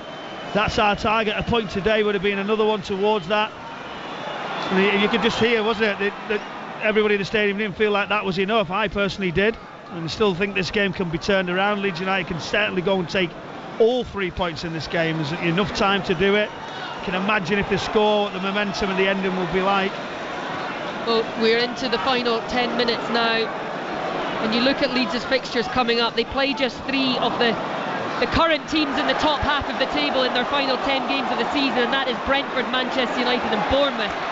So a huge opportunity for them to stick points on the board as they spread the ball wide to Dan James, right edge of the penalty area. Standing up, Hume chops back onto his left, now onto his right, gets across, and Bogle with the turn, blocked And now Sunderland will launch it clear. There is nobody up there though, so Carl Darlow will come out, pick the ball up on the edge of the centre circle and give Leeds another opportunity to stick the ball into the mixer. Bogle. And now this crowd are lifting. Now they're getting behind their team. It's a strong finish to the game for Leeds United, but can they find the goal to go with it? Gnonto trying to take on O'Nien, cuts into his right hand side, into the area, right-footed effort, whizzes past the right hand post. That had Elborg moving, but off target from Gnonto. Yeah, good run. He drifts inside, looking for space. Look at O'Nien's head down, starts to get a little bit tired. The body language is telling him that. He goes to shoot near post. Always going wide, always drifting. Daniel Farke now just down in that technical area, just getting more people ready to come and try and affect and change. He's throwing everything at it as Sunderland just take the time. Yeah, a couple of changes will be happening shortly for Leeds United. Bijol and Piro, the two standing below us. It is Leeds on the ball into the final 8 minutes of the 90. Do they have an answer? Can they find themselves back in this game on level terms? Sunderland leading thanks to that Diarra penalty. Gnonto with options inside. He goes to Roden. Out to Stack. Out to this right hand side with Dan James. Again, Hume is there for company. He gets the cross in, but it is deflected off Hume, and it will be a corner kick to Leeds United. Now those changes will be made, and it's Bogle that will make way for Joel Piro. So 3 strikers on the pitch now for Leeds United as Bijol replaces Gudmundsson. So again, a little bit of a shuffle. 3 centre backs on and 3 strikers on. That wingers at full backs, just here we go. Dan James might want to check back the odd time now, mix it up. Trey Hume just coming, here we... Cross comes in, where corner comes in, and of course, as ever, Ballard clears it, but the ball is recycled. The referee's whistle goes though, because there is a player down in the area on the penalty spot. I think it may well I thought it was Dan Ballard, but it's not Dan Ballard, and they're now asking for the physios to come on, and you can hear what the crowd think of this break in play. Alderete, he's taken a knock to the head. You know what's interesting here, right? So they've done it so many times. Alderete gets caught, right? I watched the official wave the physios and the medical team on, yet they stood and didn't go on and waited. Now he's asking him and saying, right, I need you to go off. I want you to go across to the side. But why did the medical team not come on the pitch when he sort of waved them? We did get caught, but it was by a hand as he was falling to the ground, so it wasn't head-on-head contact, but he has been forced to go off, and he's now wandering off behind the byline. It will be a drop ball. He's getting a lovely serenade as well from the Leeds United fans as he stands on the edge of the pitch, making his way away from that section of the stand, but in the ball comes towards the penalty spot, cleared by Xhaka, and that's one in the air by Stack, who tries to get past O'Nien, goes down, no free kick given. Sunderland just launch it, anywhere will do. It's Gnonto who's the furthest back for Leeds, who picks up the loose ball. Now Piro to Gnonto, crossing the halfway line. He's got Stack outside him, but he's going to chop back into the central area and lay the ball off to Ampadu, to Roden. Leeds knocking it around, just trying to find the opportunity into the final 5 minutes of the 90. Leeds United 0, Sunderland 1. Leeds searching for an equaliser. Dan James cutting inside, but no space ahead of him, so back he goes. Bijol out to Rodon, who holds his arms out wide, asking where's the movement, where can I play the ball. Dan James picks it up, challenge comes in, Leeds United throw. Just looking, strike's going all the way up. Nonto's right out on the left hand side, Dan James on the right. Bijol just played it centre back. There's nobody there. They're just going to say, right, we're now going to attack you for the last stage of this game as this The towel's out yet again. Where is Ballard? That's what I'd be blocking him out of the way, keeping him away from this long throw. Well, he is free and he is going towards the ball, and he does get on the end of it, but it's still clear, and the shot comes in and it's wide of the post. And I think it was Beale with the effort. It's come off a Sunderland foot, so it will be a corner to Leeds. And Ballard just got himself in the way, as he so often does. It fell to Beale and it's come off Ballard's hip and off the outside of the post. Has it? It's definitely hit the outside of the post. In it comes from the corner. Jumping highest was Beale, but it's headed clear by Sunderland. Leeds, they'll pick up the loose ball again. Gnonto fires it back in. There's Calvert-Lewin, but Ballard gets on the end of it. Only as far as Ampadu. Pirro. In it comes. It's too long though. It will go all the way to the far side and out for a Sunderland throw-in. And now Sunderland are going to introduce some pace to their forward area. Bertrand Traoré still making his way back from that injury he picked up at the African Cup of Nations, so he's going to come on, and it will be Nilson Angulo who he replaces, and that may well give Sunderland an outlet if they need. Angulo's done alright really, because he's had to have a responsibility of defending first rather than attacking, getting on and making things happen in the final third in attacking positions, which is where you'd want him to be. But the use of the substitutions, the breaking this game up. Traoré obviously can cause problems himself. He's just stepping inside the pitch. Another long wait, another gap in play. Well, time is running out for Leeds.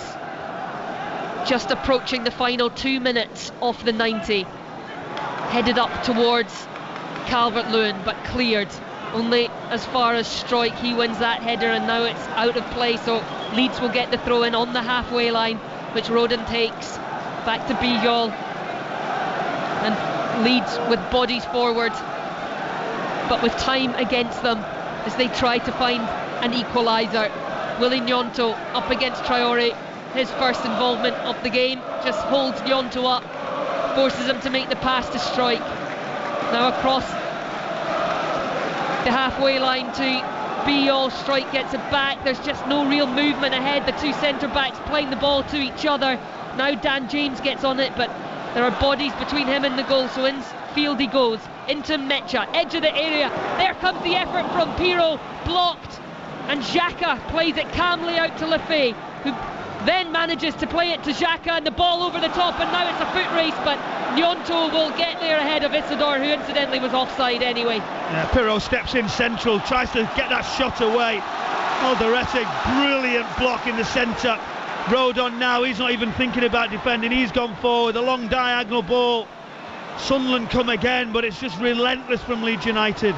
It is relentless, but they have yet to really test in this period of play Elborg in the goal. A couple have flashed wide of his posts, but he's not been forced into a big save as O'Nien gets a real knee in the face that was completely accidental from Gnonto as O'Nien slid in to win the ball. He got a little bit of a knee in the face on the way past. The referee's booked Gnonto. I didn't think that there was much intent in that. Luke O'Nien definitely felt it though. Yeah, he did. He's holding it. Do you know what? If I'm Leeds United now, I'm actually just asking questions. Just get away from it. He needs to play. Oh, it's a bad one. Just jumps on, but he sort of jumped into him as Luke O'Nien committed, goes underneath him, and it's sort of the edge of his backside into him. But we have 12 added minutes. 12 minutes.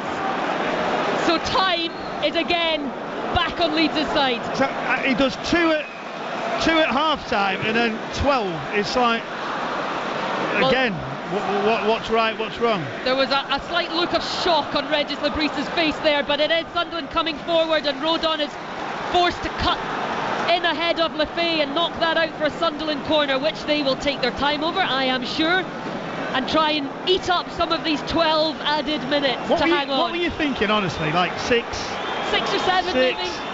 12. Amazing, isn't it?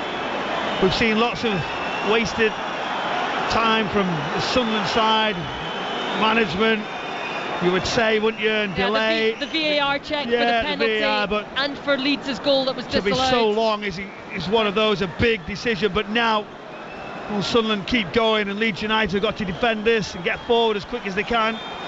Xhaka with the corner, front post cleared by Calvert-Lewin, but it will come back to Xhaka, and now he just plays it to Traore, who prods it in towards the area, but Nyonto's won that. Dan James, Traore back quickly to stop him going any further forward, and now Sunderland coming forward again. Lefebvre on this right hand side drops it back to Xhaka. Sunderland going forward, and that's a trip on Diarra, and Sunderland will win the free kick midway between the halfway line and the penalty box on this right hand side. Good from Xhaka, but do you know what, Traore is so lucky. He loses it on the edge, and he's got to be such control when he does that, and the counter quickly. He almost makes a foul, and he gets lucky. The official doesn't really give it, and then that little foul from Leeds United. Granit Xhaka's asking for a substitution. He wants to make it. I think he's saying take him off. It's Traore. Could be coming off here. He's just said, do you see it? Granit Xhaka goes, yeah, make the change now. Take him off. I mean, that's a big call, isn't it? Big call, but also one that he's is a slight concern for Bertrand Traore, because he's only just come back. You see, Granit Xhaka just says, no, that's it. Off you go. Make the change. He picked up that injury playing in the African Cup of Nations, and made his return at the weekend. He is still on the field of play, Traore, but he isn't moving well as Darlow comes and clutches that one bravely in a sea of bodies, and now launches it up the field. Piro's up there, but it's Hume that wins the header, and now Ballard in the middle of the pitch is dispossessed, and forward it goes, but Ballard caught Ampadu there, you know. Ballard caught Ampadu. What will he think of that? It's frantic, isn't it? Fans are going crazy. Absolutely frantic. As the ball is played to his left-hand side, Dan James has come over this side, but Luke O'Nien has just shepherded that out, and he's had a really good game, Luke O'Nien. And now Traore goes down again. Yeah, very good game, but I don't know. It's strange that Stuart Atwell charges towards Luke O'Nien and Dan James where there's nothing. I just think he's not got where he needs to be, the official, but he's getting another look here now, but they're all going off. Well, it's Chris Rigg who's going to come on for Bertrand Traore, and Sunderland will hope that that's not anything too serious, because they have a pretty hefty injury list, and he was one of the bodies that they got back fit again, but he's not lasted long here this evening coming off the bench. So academy product Chris Rigg, the 18-year-old, what an atmosphere to come into. What a game. You've just got to really be ready, understand the role that you've got, whether you run forward, whether you get back in, because it's one of those, it's not normal system you're coming up against. So who do you go mark when everyone's just flying forward? It's all become a little bit harum-scarum. We played 4.5 minutes of the added 12 as Lefebvre tries to put the pressure on Biyol, but he gets it back to his goalkeeper. That clearance though is lost, but then won again, so Leeds come forward. Nice little reverse pass from Nyonto, and now down the line is Roden, who's scampered all the way up to the right edge of the penalty area and won a throw-in Ampadu territory. Yeah, Trey Hume does so well. He takes a chance outside of that right foot. He almost gets it the other side. Rodon now central. Everybody there. Pascal Strike, Dominic Calvert-Lewin circulating. He's the throw. In it comes from Ampadu, and it's towards Rodon, but it's headed out for a corner kick. So again, an opportunity for Leeds to get the ball into the area. The bodies are piled forward. It will be Anton Stach again with the corner kick from that far side. There's height in that area for both teams. It's Biyol tries to win it. It's over the head of Ballard, and then there's a boot that flicks it in the air, and Elboy comes out to gather. Alderete Alderete takes a tiny knock, goes down, but he wanted to, didn't he? He's got up quickly He this got time. caught and he's gone, "Nah, I'm going to stay down." Everyone's looked and gone, "I don't think we can do it on this occasion. Get yourself up." A strong debut so far from Melker Elborg as well. He had that little concern in the first half with what looked like his hamstring, but he's been there when he's been needed, when Sunderland have needed him. So far, a clean sheet, but Leeds are piling on the pressure. 6.5 minutes played off the added 12. Still it is Leeds United 0, Sunderland 1. But Sunderland are having to show their defensive qualities here as Leeds pile on the pressure. Ampadu out to the right hand side. Gnonto, he switched flanks with James, so Gnonto, right foot cross, comes in, and that's clear just before it gets to the boot of Calvert-Lewin, and Hume then stops the ball going out for the corner. It will be a throw in, so Ampadu again with an opportunity. Alderete, great position right across that front post. The fizzing ball's right in those channels from wider positions. Towel again, we keep saying it, long throws. I think the goalkeeper's got to try and come and collect, you know. Ampadu launches it in towards the diving head there of Biol, and it's straight into the hands of Elborg, and I think he looked pretty relieved when that came straight towards him. Understatement. It was right in front of him, it was right in his hands, he held it well, but we've got to come and command. Can't make a foul like that. But that long throw, it's a great tool to have, and he just steps forward, but right into his gloves. Sunderland fouled. The weight is on yet again. Yeah, Hume just racing forward, gets the wrong side He's done well of Rodon and wins a simple free kick just on the halfway line, but an opportunity for Sunderland to try and take the sting out of things in these final, what have we got, 4 minutes left. Plus. We'll see how much more we get after the added 12 is done, as Leeds win the ball in midfield, driving onto in behind towards Gnonto, but Alderete is back quickly, and Stack took a tumble and looked towards the referee. It will be, oh, has it gone out? No, it stayed in, so it will be a throw in to Leeds. It almost went out for the corner kick, but Alderete sliding in stopped that. But again, they'll have to defend this long throw. Look at him creeping up. See how he's creeping up there, Ampadu, further forward. I'm saying get yourself back, but it's coming right in the 6. And in it comes towards Biol again, headed clear, edge of the area, and that's a poor connection really from Pirro. Didn't catch it, and it's trickled out wide of Elborg's post, and a goal kick. A chance for Sunderland to try and relieve the pressure. Yeah, just it comes out, it's a little bit flatter, heads away to the edge of the area, and then Pirro stepping forward, take a touch, as said before, not necessarily the quality, that sensational strike's never really going to come your way. Just keep the pressure on, but he doesn't, drags it wide, and then gives Sunderland a chance. But is there going to be late drama? What's going to happen at the end of this game? There's going to be a chance, we pretty much can guarantee you that.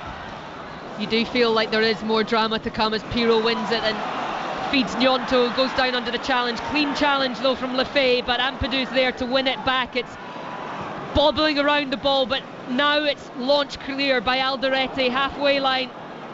Biol to strike, who is forced back to his goalkeeper, and Darlow now taking it out of his goal to Rodon to Biol, numbers forward, Calvert-Lewin with his arm raised, asking for it to be sent into that channel between the goalkeeper and the defensive line, but it's Dan James in Sunderland's half, not making any progress at the moment. Back to Biol, now it will fall kindly for Elborg, who dives on top of the ball. Yeah, really narrow back four, Xhaka just protecting in front. Dan James, Gnonto swap sides now, they're the outlets, but they've got to be quicker. I think they can go really high and wide, just stretch it the best you can. We've hit the 100-minute mark, 2 more to play of the added on 12. Still Leeds searching for an equaliser. Forward they come, ball to James, takes it in his stride. O'Nien is there. James, right-footed effort, headed clear by Alderete. Only as far as Stack, but it's blocked, and Lefebvre now holds possession on the left touchline, tries to prod it forward. Actually, the priest's gone crazy that he's give it away, but they've given everything, haven't they? They've been right on their back foot. Now again, Leeds use the wide players, runs inside are important. James with it up against Rigg, gets past him, tries to dink it into the far post. Nyonto's there, a little nudge, but it's fallen in the middle of the area and it's launched clear, but it will be. Oh, Gnonto pushes him, you know. Willie Gnonto's back post. I thought it was a free kick. A little bit of a nudge, and then you're thinking, come on, white shirt has come up, and there's nobody there. It drops to a Sunderland player. It does, and Sunderland got it clear, but it was a Leeds throw, and now the ball comes back in. It's fallen to Strike. He just can't quite get it under control. Dan Ballard was there. It's come off Ballard. It will be a Leeds corner. Elliot just hits him. He doesn't even know it's there. It's just all going. Another chance gone for Leeds United. 10 seconds of the added 12. Leeds corner. In it goes towards the penalty spot. Header from Ampadu. It's headed again by Biol, and again Elbow clutches that one and falls on top of the ball, and now he ushers his team forward. They're all out now. They're running forward. He's going to go as long as he possibly can.